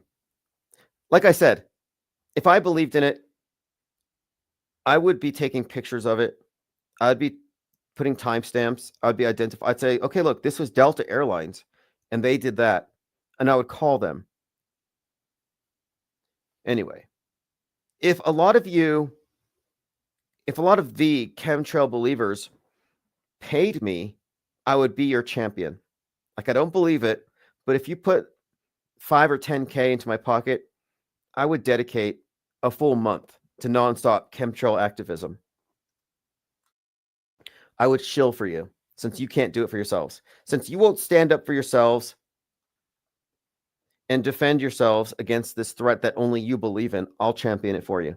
But I need some kind of incentive. It's funny that, you're like, I believe that the airplanes are spraying poisons on my pet, on my children, on my house, on my face, but I'm not going to do anything about it. I just don't understand where you're coming from. What's it going to take to make you get active? All right, let's move on. Any more dead horses to kick around? Richie from Boston says, how much longer are you going to wait? I've been warning you for a reason. Citibank goes out. Your money goes out. It's all going to be gone. Turn your fiat money into gold and silver at richielikesgold.com. So Richie from Boston is now hyping up blackouts because there was just a blackout so he can sell some gold. I like Richie from Boston. I used to think he was hardcore because he has that gravelly voice, vocal fry. He sounds like somebody who spent so much time podcasting about chemtrails, just out there in the field, always breathing this stuff in. I thought his voice got gritty because of it. Like, there's Richie out there driving across the country, documenting the chemtrails. I actually believed that for the longest time, that he was documenting chemtrails and that he was onto something, and that his voice was just proof of that. That's what happens when you're truthing so hard. Like Alex Jones. His voice sounds like someone who's been at war for years in the bunker. Just gravelly, gravitas, oozing gravitas. But no, Richie from Boston is here pitching gold before they turn the lights out. One of my favorite episodes was April Fool's Day 2020. Richie said, on April Fool's Day, they're going to pull the plug. They're going to cut off the internet. They're going to take me in a black car, and you'll never hear from me again. But you can buy my storable food items at richiefromlovestorablefooditems.com. And I'm like, wait, they're going to shut down the internet. So how are they going to deliver the food to my house after you've been taken by the deep state for truthing so hard? So these doomsday profiteers are just grifting. Lean Dion says Regina from Boston. Oh, Regina from Boston is actually Richie's. Is Regina from Austin. And her thing was, I think she was selling jet fuel in order to burn down 5G towers. And she said the jet fuel will cause the 5G tower to melt and fall into its own footprint at free fall speed. His cousin from Austin. Bach Precision says the WWE Macho Man voice. Yeah, exactly. Yeah, Richie from Boston, the chemtrail huffer. You know, he's in his Jeep. The windows are rolled up, and he's just, you know, all gravelly about the chemtrails up there. And then he's hitting his vape, and he's puffing. And I'm like, okay, what's worse? Hot boxing a Jeep with vape juice 24/7, or the chemtrails 30,000 feet above your head? The first person who tried to convince me to be afraid of chemtrails was smoking Camel Wides. And I looked at the Camel Wides, I looked at the trail, and at the time, I didn't know. So I thought, okay, they're being poisoned, but I guess we're being poisoned here and there. And so what's the big deal? We're all going to die. I became very pessimistic. I believed all the climate change, end of the world, that man was just essentially in self-destruct mode. I believed all that stuff. I almost kind of hoped for it. You know, like the planet killer asteroid, the zombie movie scenarios. I saw those as I hope this happens. Like, I hope that we have something like this, because for some reason I thought it was somehow justifiable. I think I had a lot of internalized misanthropy. But then I started to unpack how this thing works, and I realized, okay, it's all based on fear, paranoia, insecurity, and eventually I unplugged, where now I don't hate mankind, and I don't think that a planet killer asteroid's a good thing, and I don't even believe in them. I don't believe in nukes. I don't believe in weapons of mass destruction.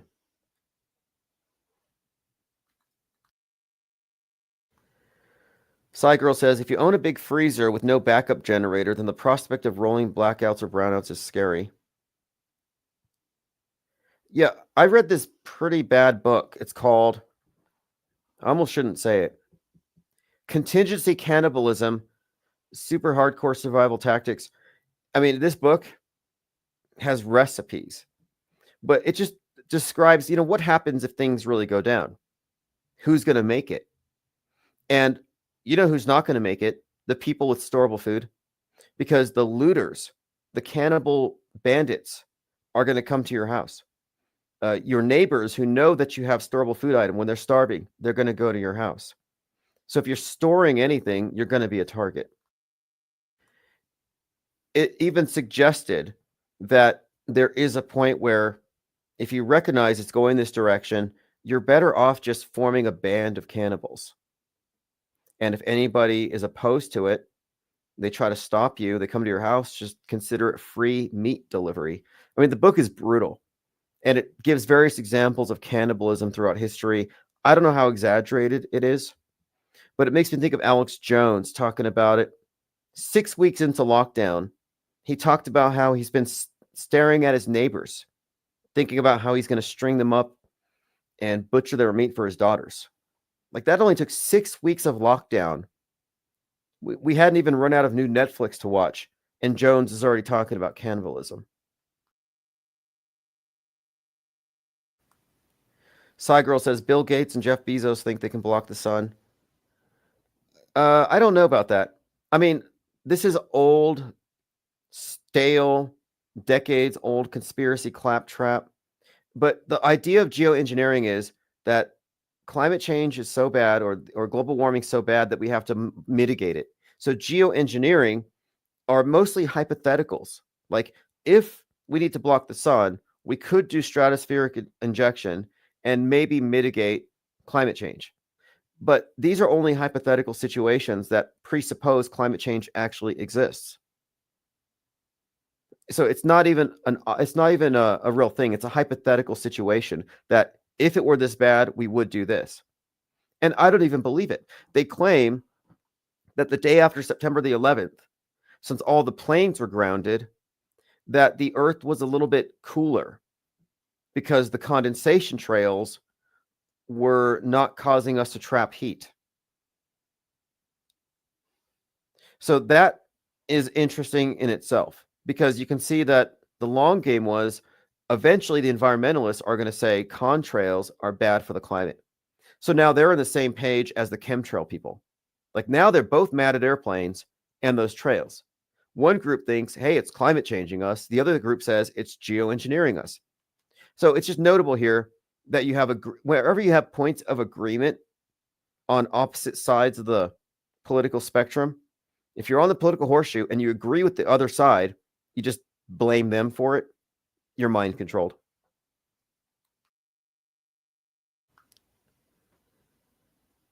Copaesthetic says Tucker Carlson was pushing the sun thing. Yeah, Alex Jones loves chemtrail theory. Tucker Carlson is a survivor of an alien attack. It scratched his back when he was in bed, and he's got scars to prove it. Just like Jim Caviezel has a 14-inch scar for where he got hit by a scourge when he was playing Jesus, and they accidentally hit him. So they got scars to prove it. You can trust Tucker Carlson when he says that Bill Gates is going to block the sun. Oh yeah, that's 100% believable.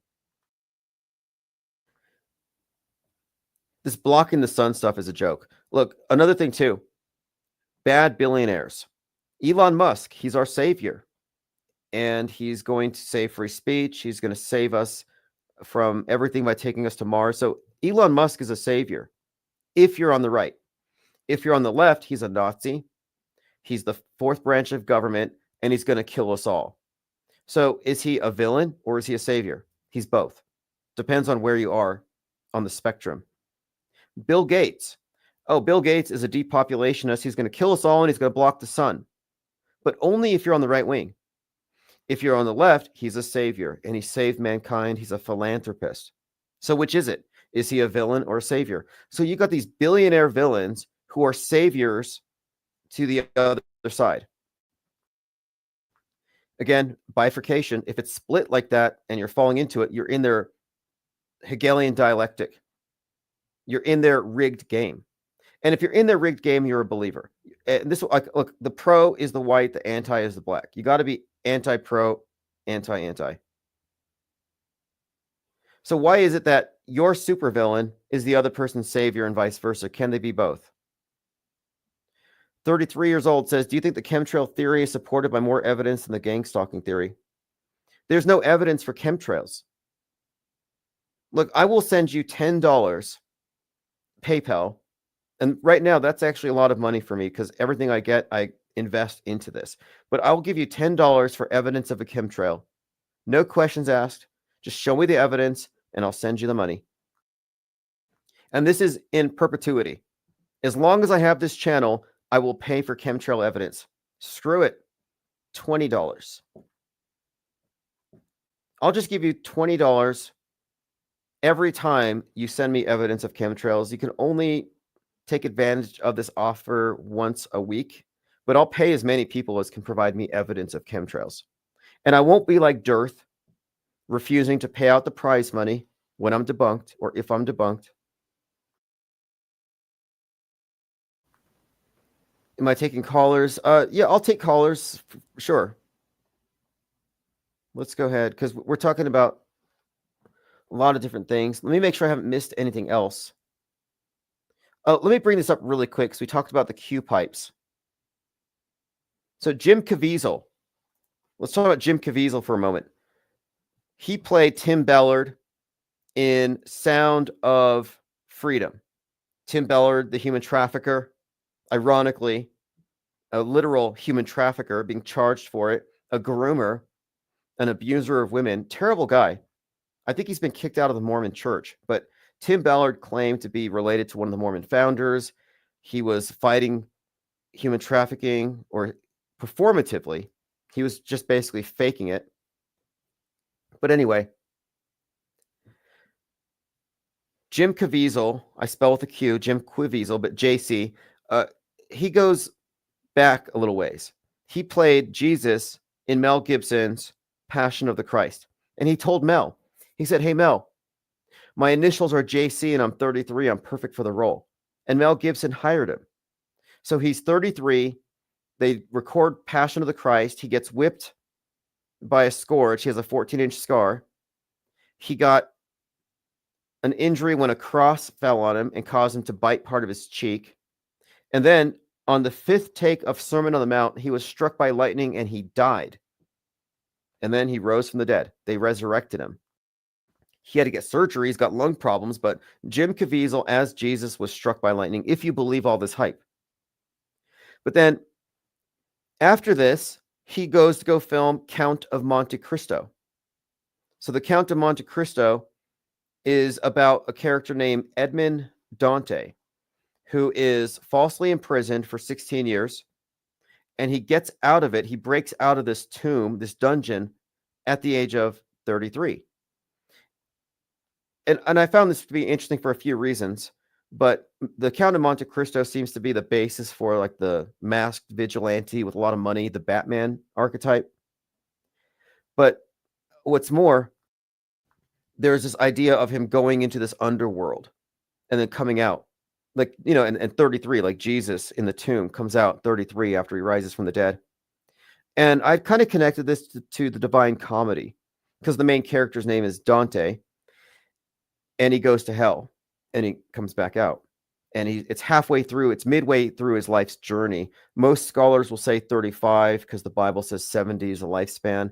But I don't know, 33, 35, whatever. It's the point of it is the story of this character going into the underworld and then emerging.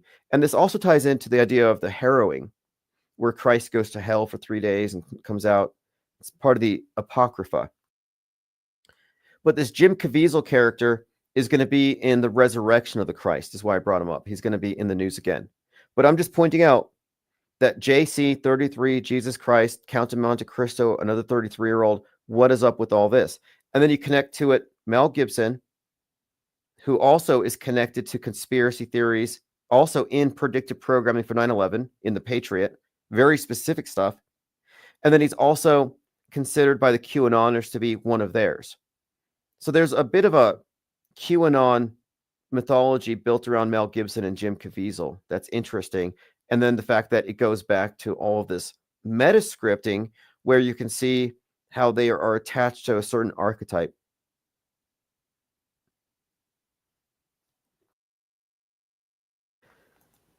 I believe there's a couple of other points about this, but we'll move on from there. But again, there's a new Mel Gibson. Here's the conversation that he had. Mel Gibson had a conversation with Jim Caviezel, and he said he was 33, his initials are JC, and Gibson said, "You're freaking me out." Another point, Tim Ballard claims that one of the trafficked victims gave him one of those, I think it's called a scapula, one of those little Catholic necklace things, and it has a pendant that says Tim or Timothy 611. So Timothy 611 for Tim Ballard. 611, of course, Timothy McVeigh executed 611. Branch Davidian, Waco is where he got motivated to become an extremist. 6:11 p.m. is when Donald Trump was shot. We've talked about the 6:11 stuff and how it's infused throughout the right wing. Richie from Boston used to always talk about it. He would say, "Put on the full armor of God," Ephesians 6:11. So 6:11 has been bandied around the right for a long time.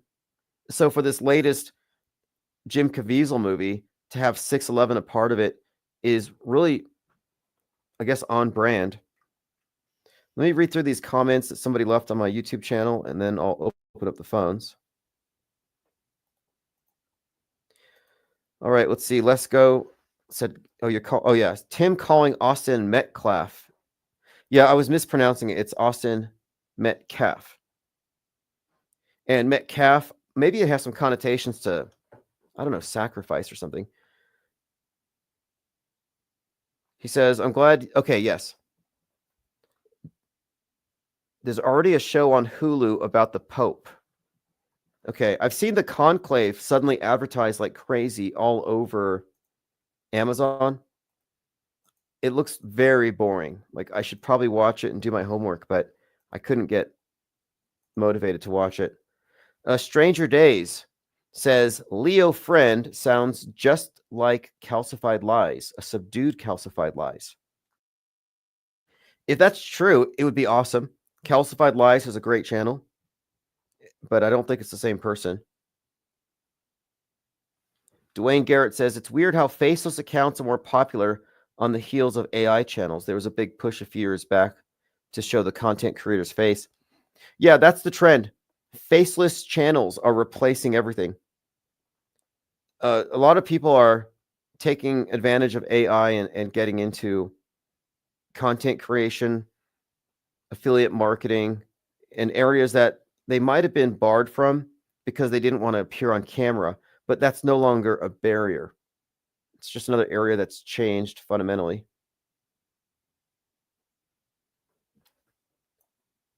Let's see what else here.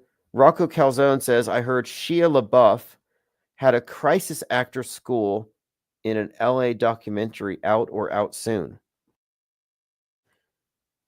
Okay. Oh, he has an actor school, crisis actor school. Interesting.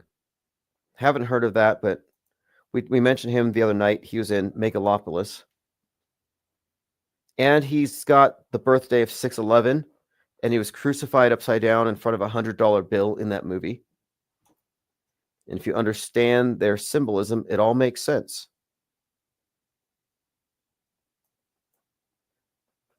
Vanden says, the Seattle Supersonics NBA team retired their Space Needle logo in 2001.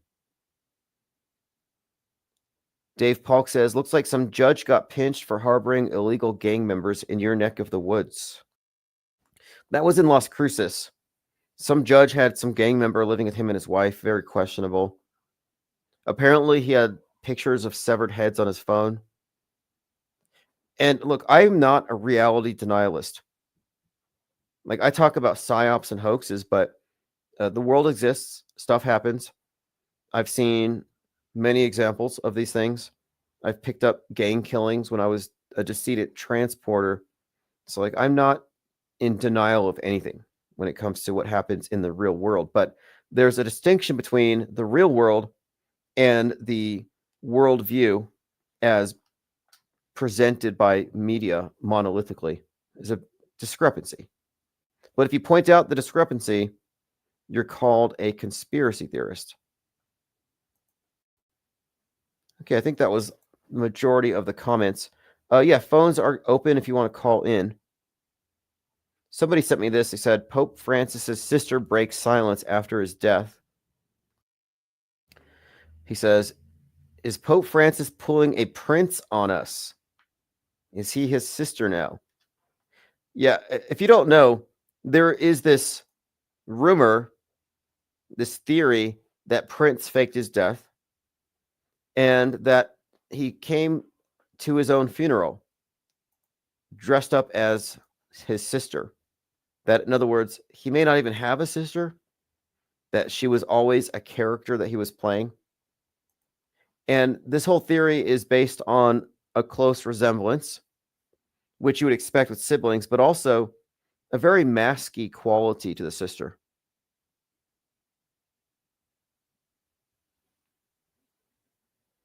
All right, let's see. Steve says, calm down. I'm an LBC2. How can I get in touch with you? Look, again, I think that this is great. I think that you should corroborate. People are like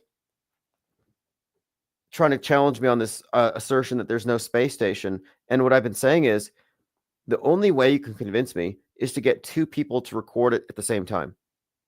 This would be case closed. Like, that would be a game changer. I would have no choice but to concede pretty much everything about space if you had two observers 50 miles apart recording the same thing at the same time on the same pass, because that would mean it wasn't an airplane. It means that it has to have been this particular altitude, 185 miles, to be observed from these two places and have the angle consistent with what it should be.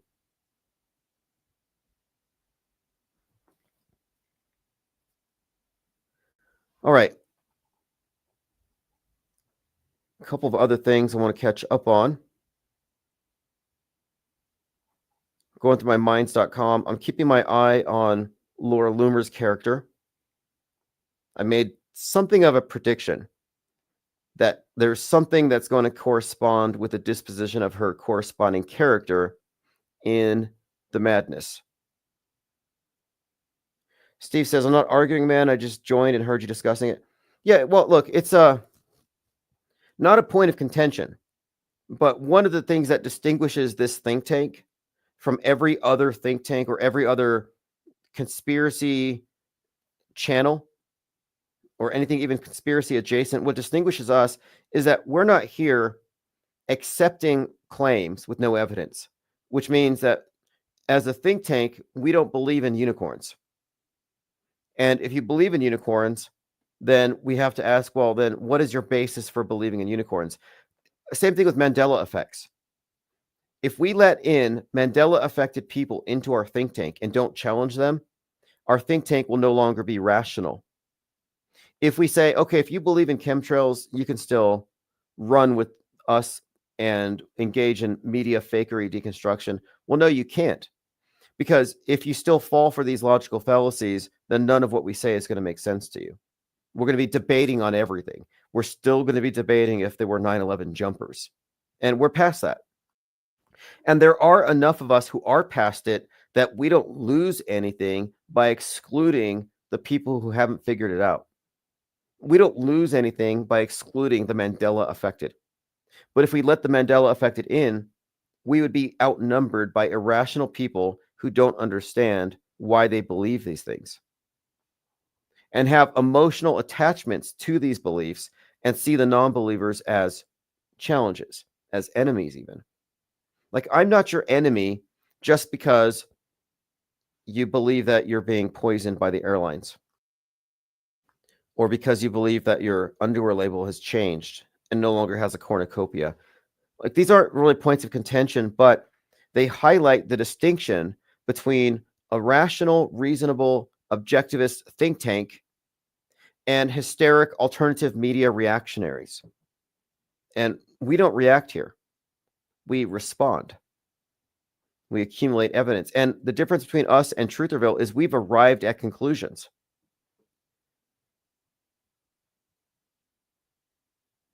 You say, I don't know if this is poison or not. Well, actually, that kind of statement is loaded.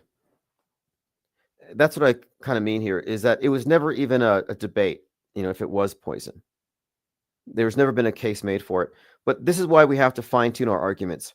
And what we're trying to do here is we're trying to fine-tune the think tank as a separate entity from the alternative media. People in alt media don't really think. They react. And why wouldn't they? They believe all this crazy stuff. But what we have done is we have created a separate platform I call Off-World Stage that's not built on the presumption that any of these things are true. And moreover, that by separating from believers, we arrive at a higher quality of information. There's a reason why none of the mainstream or alternative media people have figured out the extent of media fakery or the deliberate and systemic alignment and synchronization between all entertainment and fake news. Entertainment corresponds to the fake news with regularity that cannot be explained as mere coincidence, nor can it be explained by invoking a higher power, AI, or higher than power gods, or whatever people are saying, the simulation. No, this think tank has provided enough information, evidence, and established a model that demonstrates that, yes, there is in fact a deliberate monolithic unity in our mediation for the sole purpose of controlling history, controlling time. And we pointed out day after day, it's systemic fakery. So there's a reason, the only reason I believe that we arrived at this is because we have consistently challenged all of the guardrail issues. Skyfish says, I'm down for ISS collaboration. Well, look, the years are going to pass. You don't have much time. If you are an ISS believer, just like with chemtrails, I will pay $20 for every submission of evidence in support of chemtrail theory, and I'll crowdfund you $500 if you and a friend can record the ISS. $500. But for this to work, it means that you have two of you recording it on the same pass, and you have to be separated by at least 50 miles, and you have to be in the shot. You have to have a selfie with the light in the sky. And I've had people say, well, my phone won't record the light in the sky. Yes, it will. But anyway, the fact that none of you have done it is very telling. Just like none of the chemtrail people have sued the airlines, none of the ISS believers have managed to provide me any evidence. They spend time, believers spend time fighting non-believers. Get rid of the non-believers instead of changing their belief into knowledge, testing their belief. There's a qualitative difference between a knower and a believer. Religious believers kill knowers. They burn them at the stake. They're infidels, apostates. Non-believers are a threat to the integrity of the herd. That's probably why a lot of chemtrail people are threatened by me. That Bobby Johnson guy was very threatened by me. He attacked my character, suggested I was dumb, all kinds of alarmist rhetoric, as though I was endangering the tribe. Like, if we let this guy in and he sows doubt, we're not going to take precautions against this threat to the collective. That's what it comes down to. Beliefs are largely the ones that we discussed here. They're things that you are, I guess, partaking in because of the group you belong to. It's very culty, but it's a collective thing. And non-believers threaten the collective. And alternative media believers and mainstream believers are the same thing. What we are non-believers.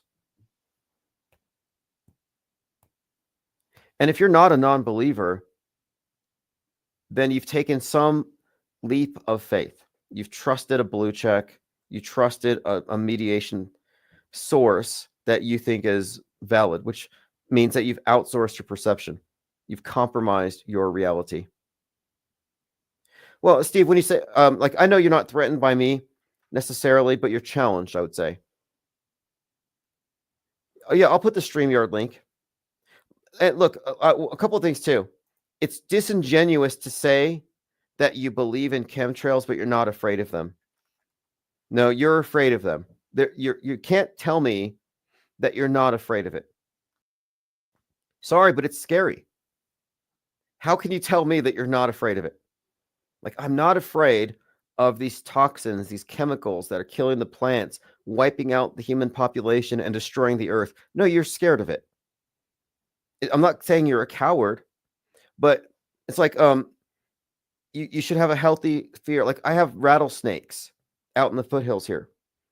And I would be foolish if I said I wasn't afraid of them. Like, I'm not a coward. I saw one, I took a picture of it. I don't get closer than 6 feet. I mean, they can strike half their body length. You got to stay back. But I'm not going to say, well, I'm not afraid of rattlesnakes. Like, what's the point of that? It's a rational fear. But I'm saying that chemtrail phobia is a paranoia. It's an irrational fear. But if you really believe it's real, it's rational to fear it.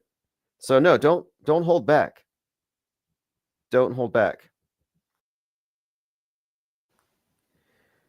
Dwayne Abid says cult mentality reigns supreme. Well, this is the information age, and we shouldn't be outsourcing so much of our information of the world to third parties who have vested interest in selling us on worldviews. Losers go pew pew says, I'm afraid of heights. Good. Look, I'm so afraid of heights that I saw a video of this kid on top of the Empire State Building with the selfie stick standing up there, and he lets go with one hand. And I get vertigo so bad, I'm like dizzy sitting in my chair. And then I find out it was AI. So an AI deep fake, somebody making a fake video of him on top of a building, was enough to like affect my give me a physiological reaction. I was like, wow, this is vertigo. So if chemtrails were real, I would be afraid of them. Absolutely. If you can convince me that they're real, yeah, I'll be terrified. But I'm never paralyzed by fear like chemtrail believers are. They never act on it. Phones are open. What's up, Leo, friend? Welcome to the chat. Hey, Tim, what's up? just having another conversation about chemtrails, kicking another dead horse. Well, I did want to, aside from kicking that dead horse, you had briefly mentioned Austin Metcalf's last name. From the definition from Ancestry.com, it said the Metcalf surname, and I included this in my article about him. It says it means a calf to be fattened up for eating. So that's the etymology of that last name, which is curious, right? And there's so much weirdness surrounding that story. His killer's name matching the famous basketball player Carmelo Anthony with a K instead of a C. And on the same day of the stabbing, the basketball player was inducted into the Hall of Fame. And there's just, his final, Austin Metcalf's final tweet was, if I pull it up right here, his final tweet is just so theatrical. It says, faith that God has got me, heart emoji, and my work will pay off. Right, and he got stabbed in the heart, right? Yes. Oh, yes, he did, and he died in his twin brother's arm. And that was the thing I wanted to tell you. Why I wanted to call in. I was having this thought about how you were mentioning these world stage characters are heroes to some, and then also villains to heroes to the right, villains to the left, vice versa. That's where I think the twin angle could come in, because I was really thinking about Donald Trump. He is a Gemini from his birthday on the world stage, at least his world stage birthday. And the astrological belief system, he's a Gemini, he's a twin. And I noticed this with my Spike Lee Metascript breakdown. Adam Driver played the character that was kind of a Trump proxy in that film, Black Klansman. And it's like there's two sides of Trump, right? So one side, the left thinks he's like Adolf Hitler, just destroying everything, fascist, whatever. But to the religious right, to the evangelical right, he's actually going to save Israel. There's so many false prophecies I've been studying from these YouTubers that say he's going to rebuild the temple, the third temple in Jerusalem. He's beloved by people who have a false view of the Bible, that the Jewish people, the Jewish ethnic race is like God's chosen people. So he's both a hero and a villain simultaneously. Okay, this is interesting because Jordan Peele had brought this up. There was a discussion with, and not just him, but the director of that vampire movie Sinners, and that was compared to some of Jordan Peele's work. But they talk about how it dealt with the doppelganger or the double, and this is a consistent theme that has been brought up in these movies. So that movie has Michael B. Jordan playing his own twin, and of course he dies in it. Well, the twin dies holding the other twin, just like the stabbing.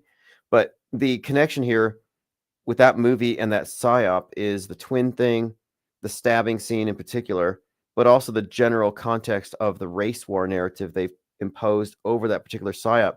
But the twin thing was brought up by the director, and Jordan Peele talks about it quite a lot. And it all does relate to the duality expressed in the vampire, who has a nice face, personable, charismatic, but once you invite them in, they suck your blood. The idea of this duality, dual characters, seems to be a repeated theme in these psyops. So, yeah, interesting find there. It provides the backdrop for the debate that doesn't include media fakery in it. So people are saying Austin Metcalf is a tragic victim of racial violence, and then there are the other side that thinks, no, it was an altercation, and people like him, deserve it. That's what the left is saying. That's why they gave Carmelo Anthony all that money. And the right is saying this is just one example of racial hatred. So these two parallel running narratives where they're both fighting, but none of them will ever examine it being a completely staged event with a crisis actor dad and interacting with other world stage crisis actors like Jake Lang. They'll never get to that perspective because they're too focused on these the twin view of Austin Metcalf, who does literally have a twin, right, in the story. Yeah, absolutely. And this whole thing seems to be building up towards activism. I'm seeing it on the left and right. The right is saying, this is our Trayvon Martin, white lives matter, we should be marching against this. And the left is saying, if the alleged killer is not let go because it was self-defense, then there's going to be riots. So I've seen calls for an uprising there. And then I was listening to some Daily Beast leftist podcasts, And there's a lot of agitation calling for massive protests. And we're about to hit May Day. That's a couple days from now. Beltane, high point on the pagan calendar, the witches' Sabbats. This is the high point. It's not Halloween. It's the May Day, the complete opposite side of the year. And this is generally when things heat up. So I'm expecting some kind of leftist uprising, just like from the Madness, extreme Antifa type action. But this thing with Metcalf seems to be the catalyst. They may use this as a catalyst because it works both ways. Just like with Daniel Penny and Jordan Neely, it's all part of the same buildup. And I find what's amazing is how they legitimize these kinds of psyops by introducing a media blackout. I noticed that was a common talking point among those who support Austin Metcalf and think he's a victim. They're saying, notice our liberal media isn't talking about this at all. That was even in some of the responses of his final tweet. And yeah, that's it's like the censored narrative. Doesn't Alex Jones say, I'm the most censored man on the internet and stuff? It's like you can sprinkle legitimacy onto a psyop or a world stage character by introducing these kind of narratives that it's you can't talk about this is censored, while everyone is also talking about it at the same time. Now, did you hear what Alex Jones said to Tucker Carlson? Or Tucker Carlson said, I'm going to make a prediction that there's going to be a false flag fighting racism, implying that some BLM type is going to shoot up the Patriot Front. And one of the end scenes in Sinners is the protagonist shoots up the Klan, kills the Grand Dragon. So I'm like, wait a minute here. The movie, which is paralleling this psyop in several ways, ends where they're killing a bunch of, I guess, Klansmen. And of course, what Tucker Carlson was saying is that, yeah, there's going to be some false flag that is going to be used to justify censoring free speech, because it will have caused this whole thing to have risen up in the first place. And they suggested Patriot Front. And when I say left-right uprising, someone says LOL. Well, after the madness, I said, expect a class warfare framed uprising from the left against CEOs, against the rich. And what have we seen? We have seen not just threats against Musk and Trump. You have the Cybertruck thing against the tower. How many attacks have there been? How many Tesla headquarters have been firebombed? How many cars have been scratched? So when I'm saying that there's a leftist uprising, I'm basing it off of Netflix, the prediction there, and what we have seen. And then you combine this with their own rhetoric and talk and their organizing. And yeah, obviously, what was that, 50 protests, that 50-51 movement? So like, where am I wrong here? Well, more importantly, it's about the world stage. I don't think you're suggesting there's going to be a literal leftist uprising, just like as I would suggest there would never be a literal or right uprising. That's why I always found the Civil War narrative absolutely ridiculous. What are Americans on their scooters, like, mobility scooters, going to be getting ready for fighting a civil war in the 21st century? It just seems absolutely ridiculous. But nevertheless, they can still manifest something like that on the screens and generate the reaction as if it had occurred.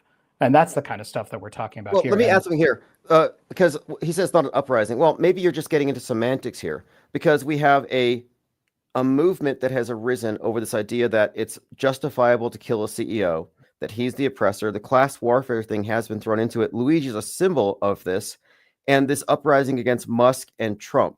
Maybe the word's not uprising, protests, but I mean, the word is accurate as far as it's a political blowback, and it's concerted. They had 50 different state capitals with protesters. So uprising means protesters getting in the street, making noise. I'm not saying insurrection, but what I'm saying is that no, it has been consistent. If you're saying there isn't leftist activist activity and hasn't been for months now, then you haven't been paying attention. I've been following this stuff very closely, and right now there are organizers right now preparing, because they see this as the weakest point in the encroaching autocracy. And if they don't put Trump and the administration in its place now, it's not going to happen.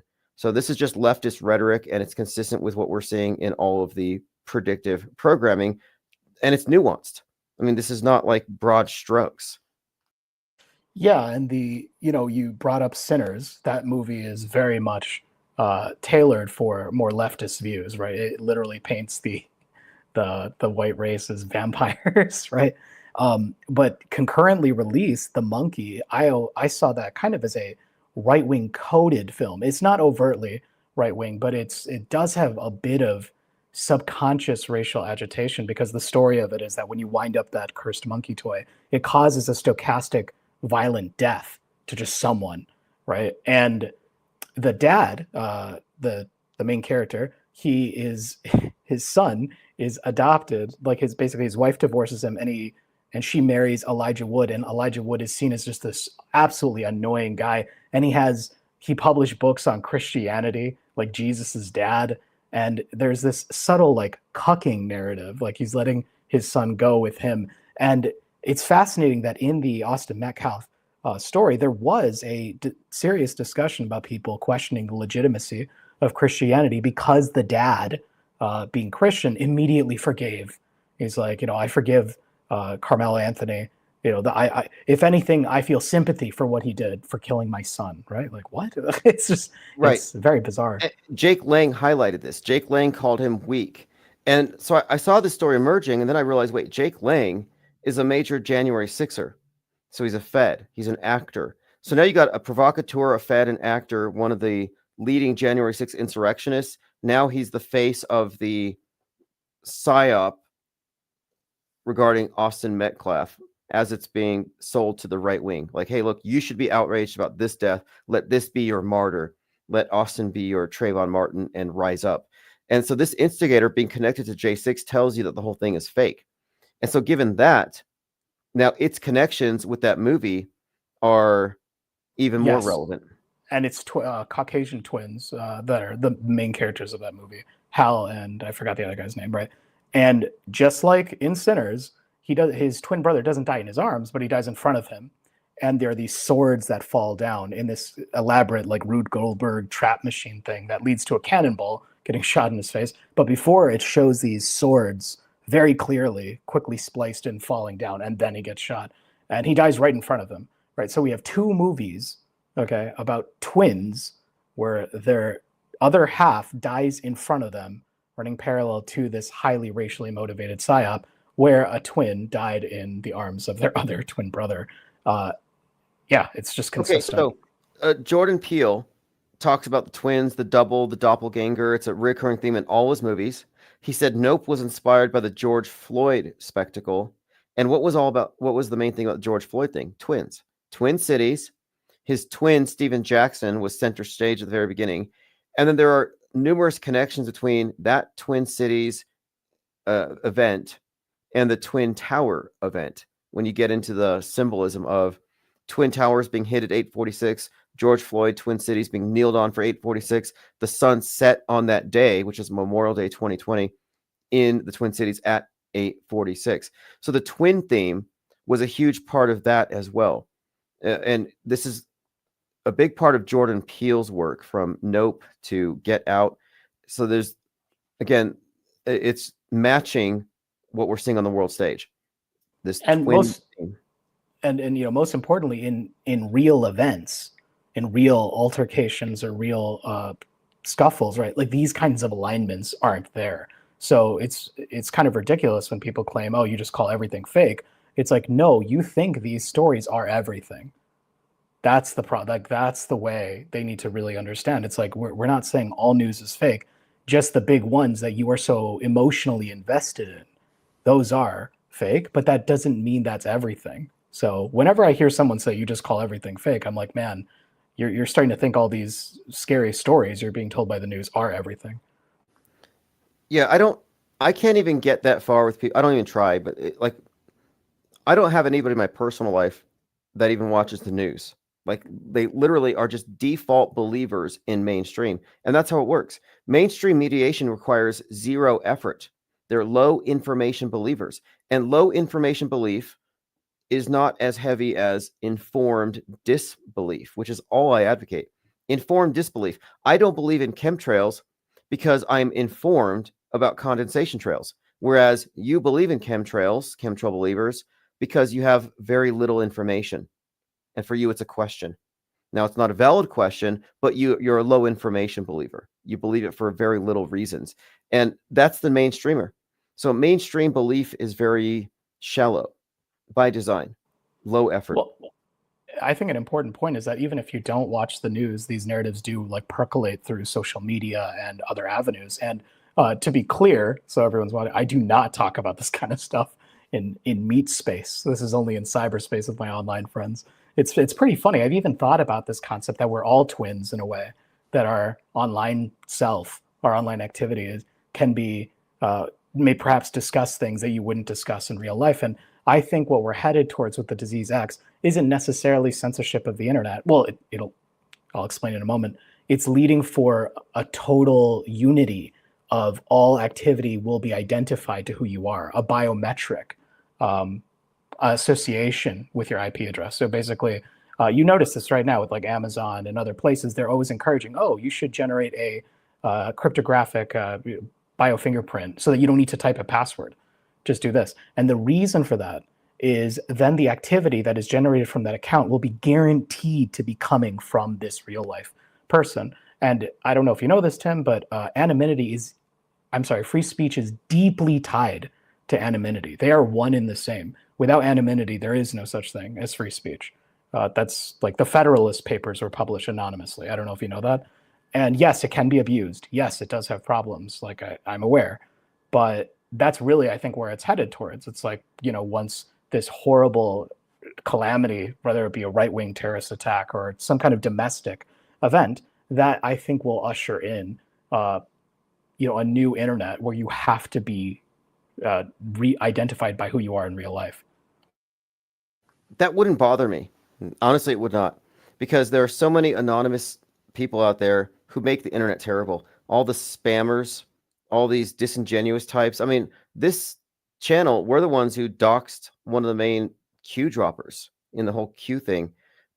Their power comes from being anonymous and misrepresenting themselves. I just want transparency. So I'm totally fine with people being accountable for what they say. And if you don't want to give up your name, you don't have to be anonymous. Be pseudo-anonymous. Get a pseudonym. Same thing.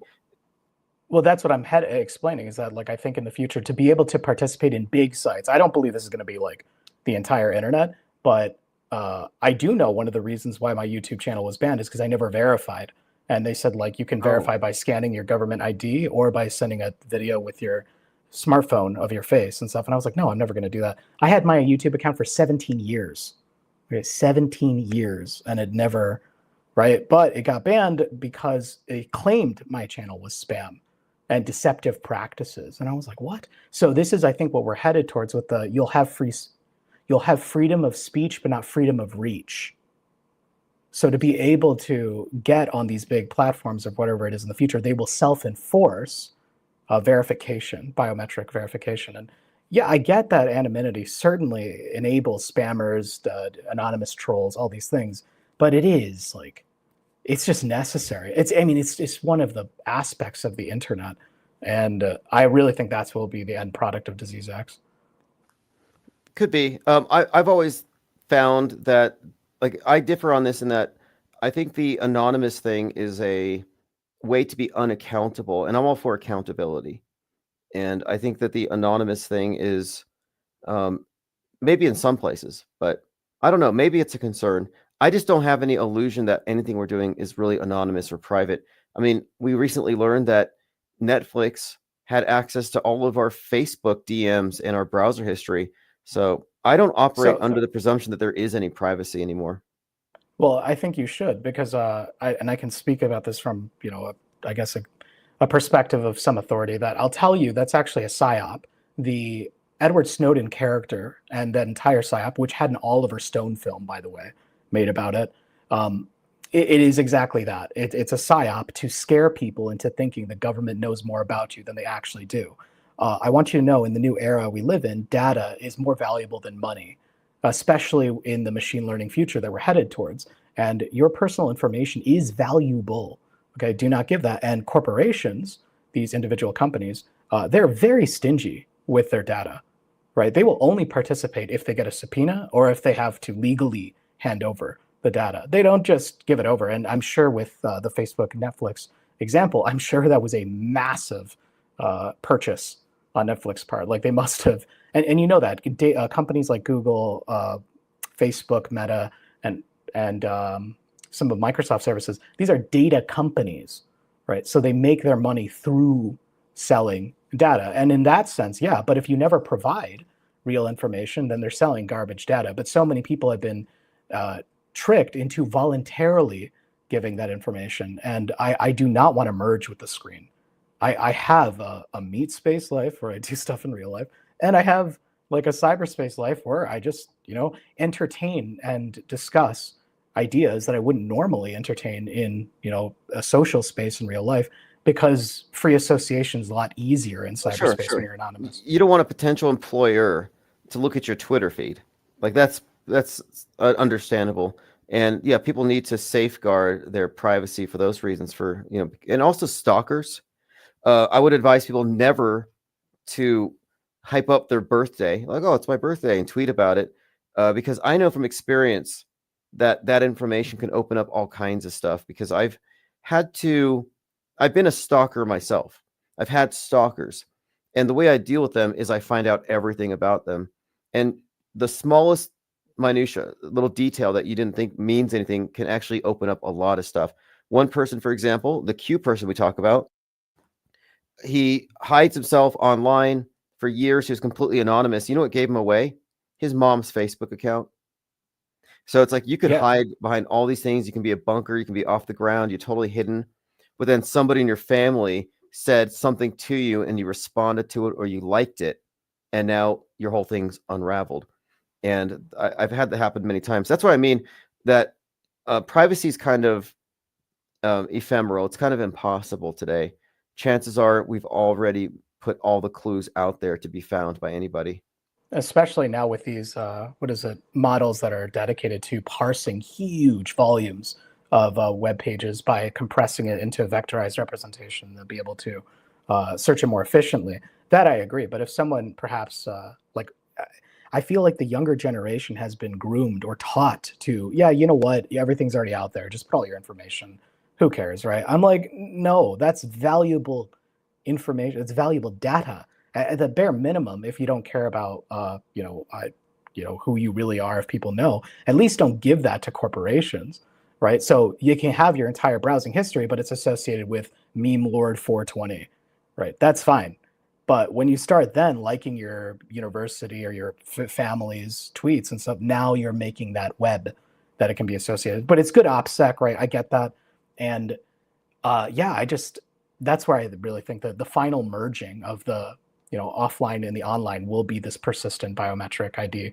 That's where I see it heading. And I know that you are like, who cares? I don't know. I feel like I come from an older era of the internet where I remember the trends. I guess from my age range, I remember early internet where it's like, never use your real name online, never do that. And then slowly within my lifetime, people are like, oh, post everything on Facebook. It's like, it just happened over time. And now people have had screenshots of YouTube signing up and they say, do not use your real name.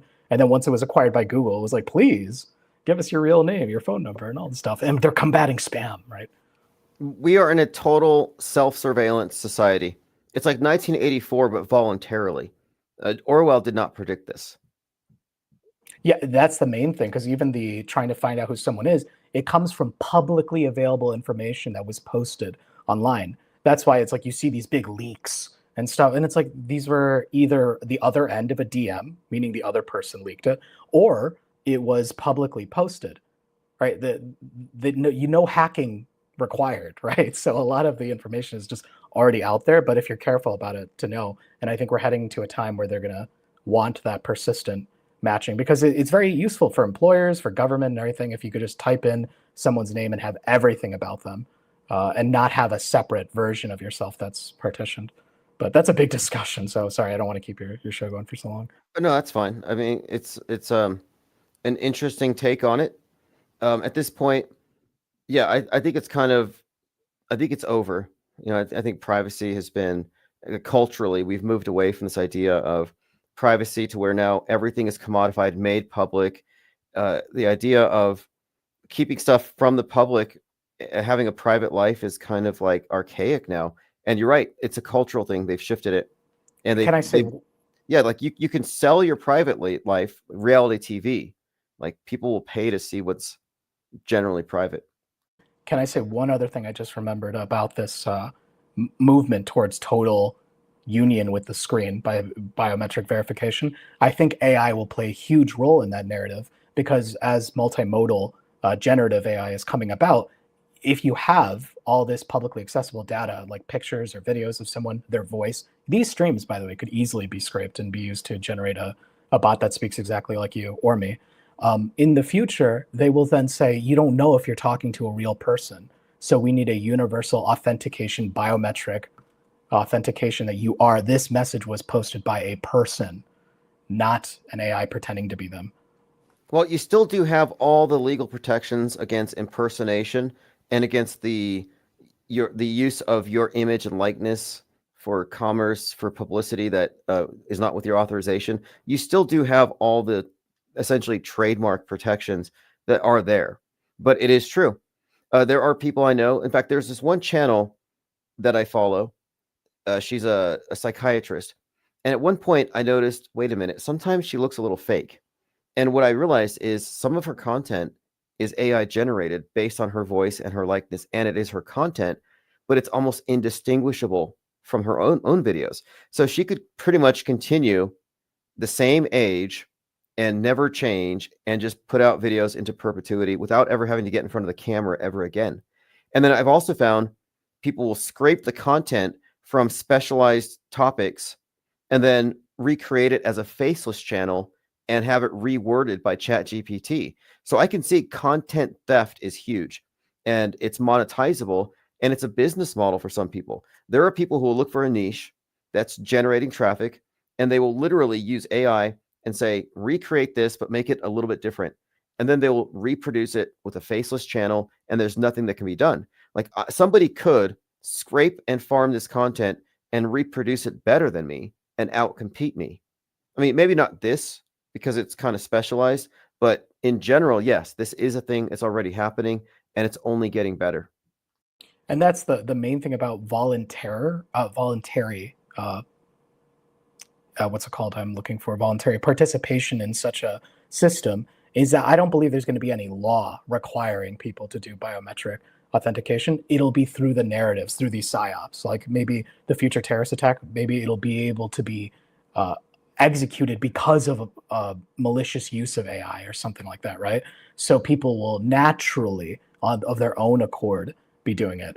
We noticed this with the poke, right? There was never any law passed. It was a mandate, which is gratuitously observed. And the people voluntarily got it, and their companies voluntarily fired them. And so there was no law. There's no law about it. And that's kind of how I see it playing out. And I don't want to give, someone in chat was saying, we're here for hope, not fear porn. I don't want to scare people because like that was a hypothetical. I don't think anyone's actually going to, scrape this channel or my voice to do these things. Neither of us are, right? We're in that third position, right? We're like the unacknowledged. I don't think anyone would, but I think in the future it's like right. And some people are flattered. Some people get flattered.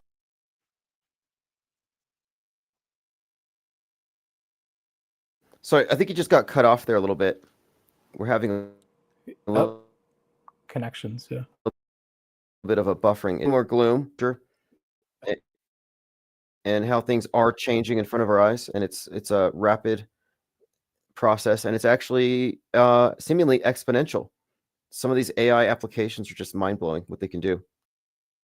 Yeah, that's something Ray Kurzweil said is that people have trouble comprehending the exponential aspect. It will get better so much faster than anyone can realize. And I'm not here to scare you because there's so many useful applications like this, like audiobook readings from just mining someone's voice, and then you could have it read it in your voice. And all. Yeah, there's a lot of positive, useful things for these things. But I'm just saying our world stage handlers will use the negative aspects to generate psyops to have people with their own accord self-enforce their usage of it.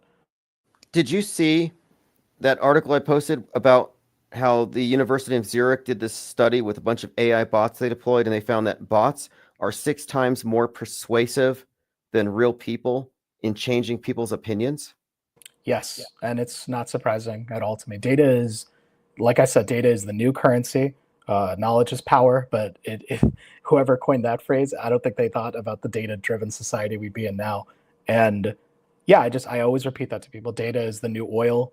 Like it's absolutely, it may not be fiat currency, but it's very valuable. So always consider that, just to stick it to the man. Like I just don't like using my real information. It wouldn't be the end of the world if someone revealed who I really was, but because no one even cares about me. But I just don't like to do it out there. And I know in the future moving forward, that means I will have an even smaller voice.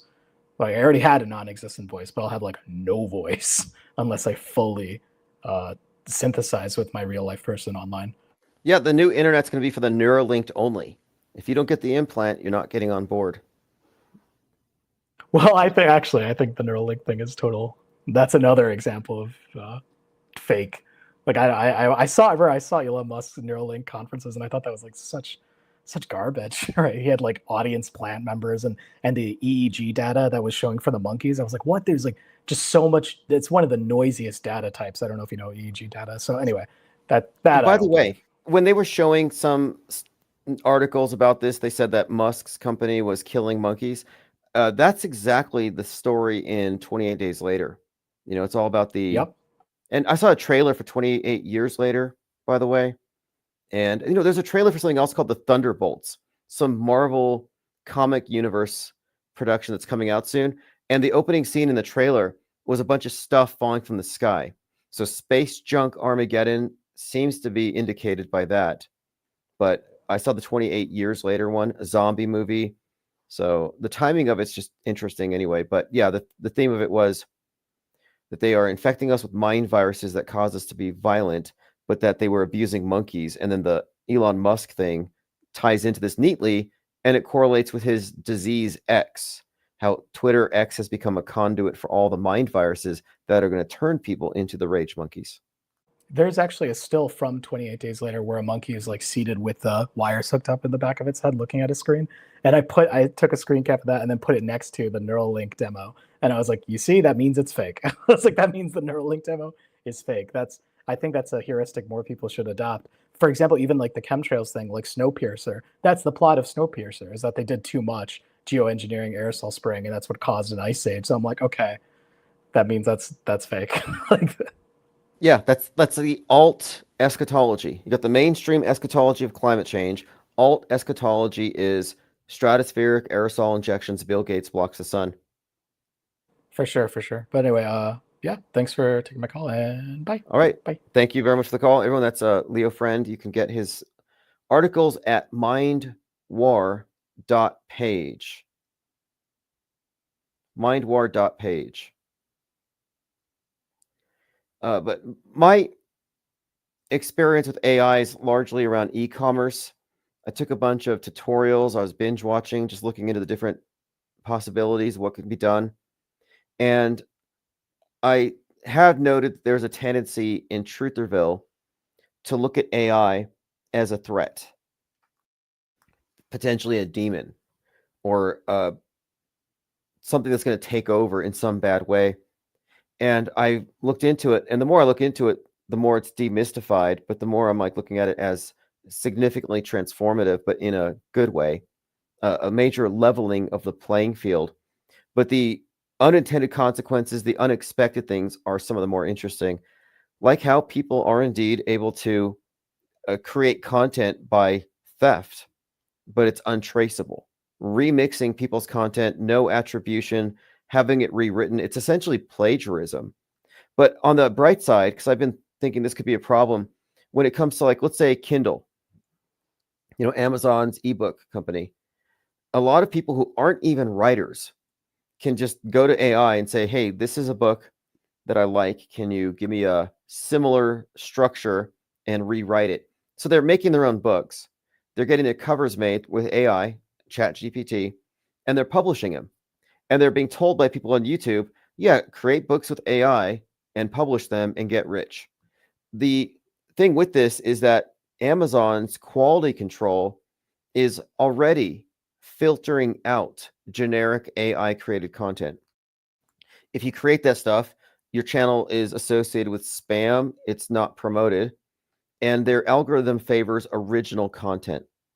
So originality will have a competitive advantage, a far more competitive advantage than all of this slick generic stuff.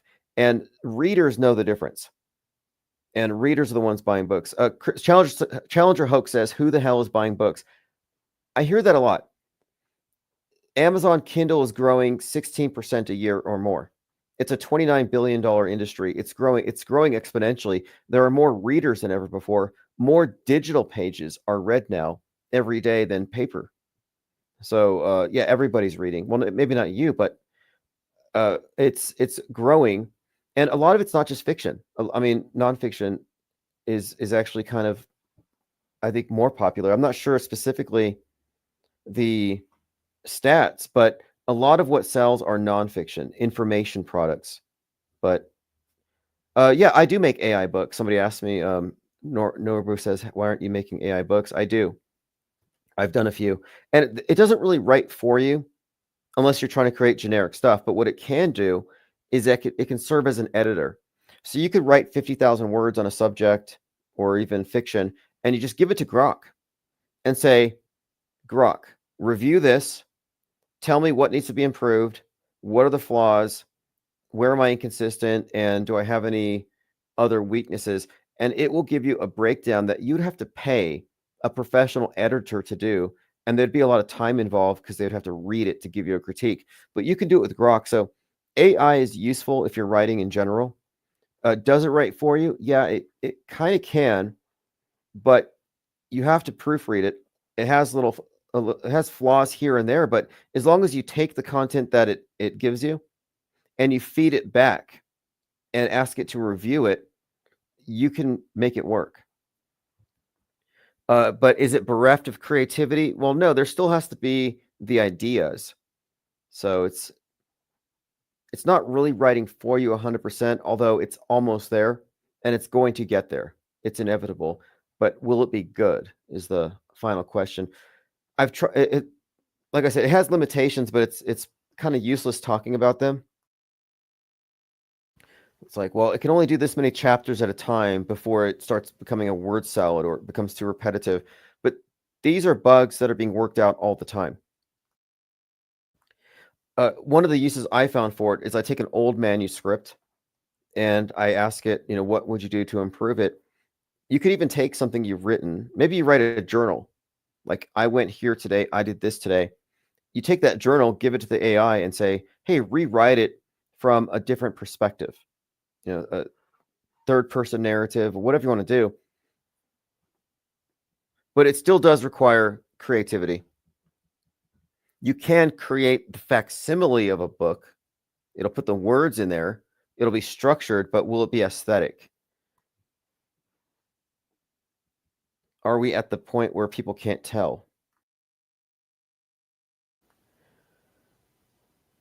All right. I think I've covered most of our notes here.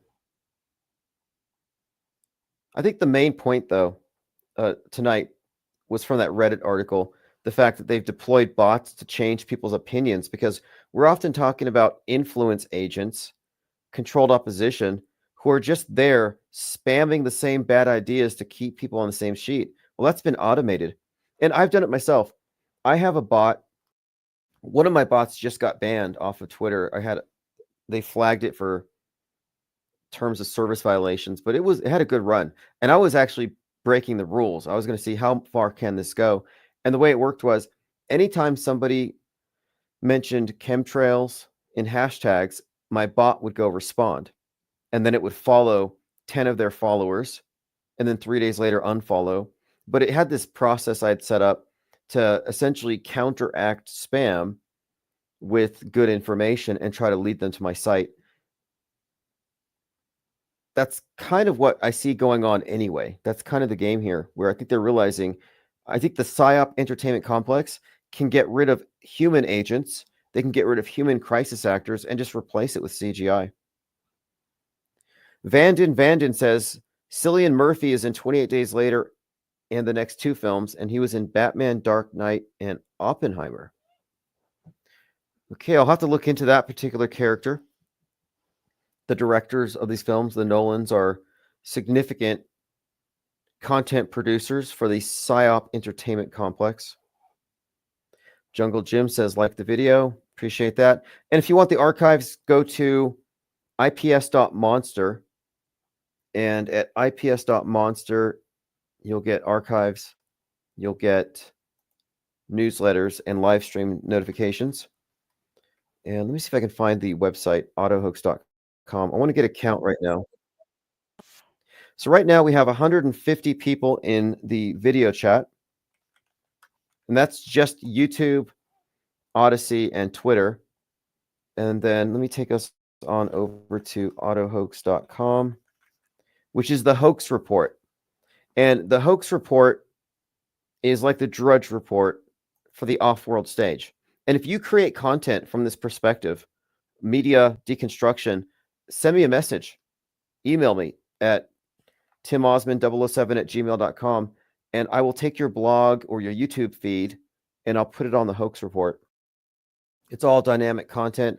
So we have 37 people listening at Conspiratainment Radio, at Radio King, TuneIn, and also at the bottom of the page, because right here it's a list of anybody creating content in this field. But at the very bottom, you can find our PSYOP trading cards, and I've added a few more. You want to take a look at those? My intention is to have 20 completed by the end of the month, so I'll post the rest of them probably tomorrow. So let's see what we have here. If you go to autohoax.com, the hoax report, again, you have the live link to listen here or also at the Fakeologist show. We have forum posts. Does predictive programming exist? Elite gender inversion. That's from Fakeologist. They seem to focus on that quite a bit. Here's a link to Jaron on THC, and I believe that's provided by johnlebon.com. It's all relevant. It's all timely.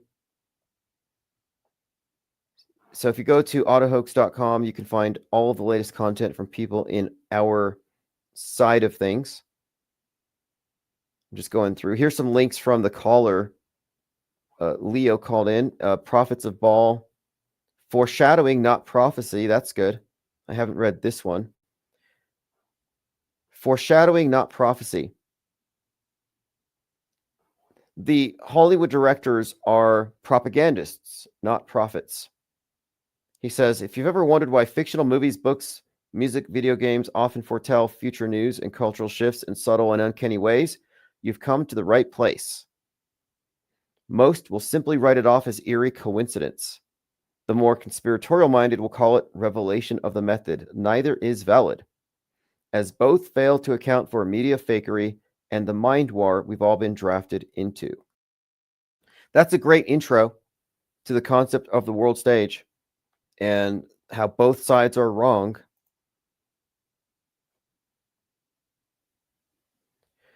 All right, this has been great. I'm going to go ahead and share a link to this below. It's mindwar.page. If you haven't been there, I just found the link through autohoax.com. So like I said, the hoax report is a hub. You go there, anybody who's anyone in this arena, off-world stage, they're going to be featured there. And if you're not featured there yet, you should be. A Bach Precision, for example, I'll have to get your YouTube channel, and I'll just drop that RSS feed onto the hoax report. Because what we're trying to do is build a coalition. We want to create a ecosystem of media skeptics that's separate from everything else. And once we have that, we can scale up. But we have to maintain purity. That's why I call out the Mandela affected and the chemtrail affected, because we have to filter out the bad methodologies, the bad models. It's not about saying that we're right and your beliefs are wrong. It's about we don't want believers. Find out what you know and separate that from what you merely can assert to believe with bad reasons. But quality control is a huge part of what we're doing here, because the mind war is, I think, really predicated on maintaining a status quo of cognitive dissonance and confusion. And I'm not confused. I have to reiterate this. I am not confused. Sometimes there are people who say, well, I don't know. Maybe some people did die we'll never know. I wasn't there. It's like, well, okay, well then you're conceding that your mind cannot arrive at the truth, that your mind is inadequate to the task. And I don't accept that. I think reasonable people arrive at reasonable conclusions, and that's exactly what we have done. We have filtered out the fallacious rabbit trails that lead people to believe a bunch of alternative propaganda. Nick Fingar says, I just emailed you a NASA-style patch. Okay, excellent. I'm going to get that made as a patch. I have a printer. If you think I should, I'll do it. I'll send you one. Thank you very much, everyone, for the support, by the way. Charles, appreciate it so much. Could not be fully committed to this if I didn't have a fully committed think tank. And I am doubling down on this. For a few months, I kind of veered into art and moving trash and other things I still do on the side, but I really think that this should be my exclusive focus, and it is. And I've been working on what I call the accelerationism, auto hoax accelerationism. And this is going to be facilitated with AI, among other things. But a lot of it revolves around this hub. So the think tank is a hub in itself, but the hoax report, get everybody on the same sheet, build a coalition. And some people are on the fence because they're stuck in Trutherville, they're stuck in Normieville, but they're not open to the idea that they're being lied to on this bigger scale, and they can stay in their boxes. They can keep missing the forest for the trees, but we can't be held back by that.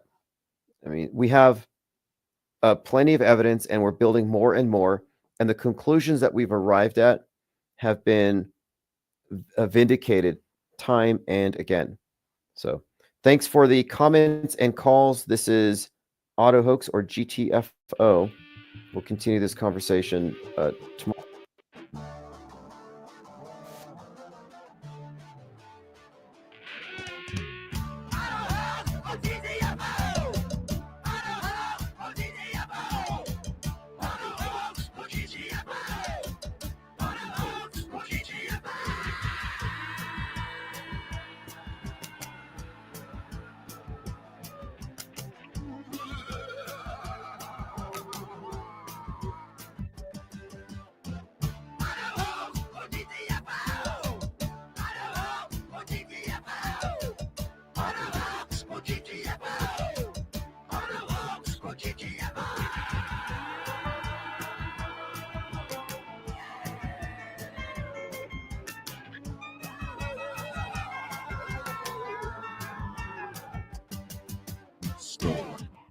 Storm.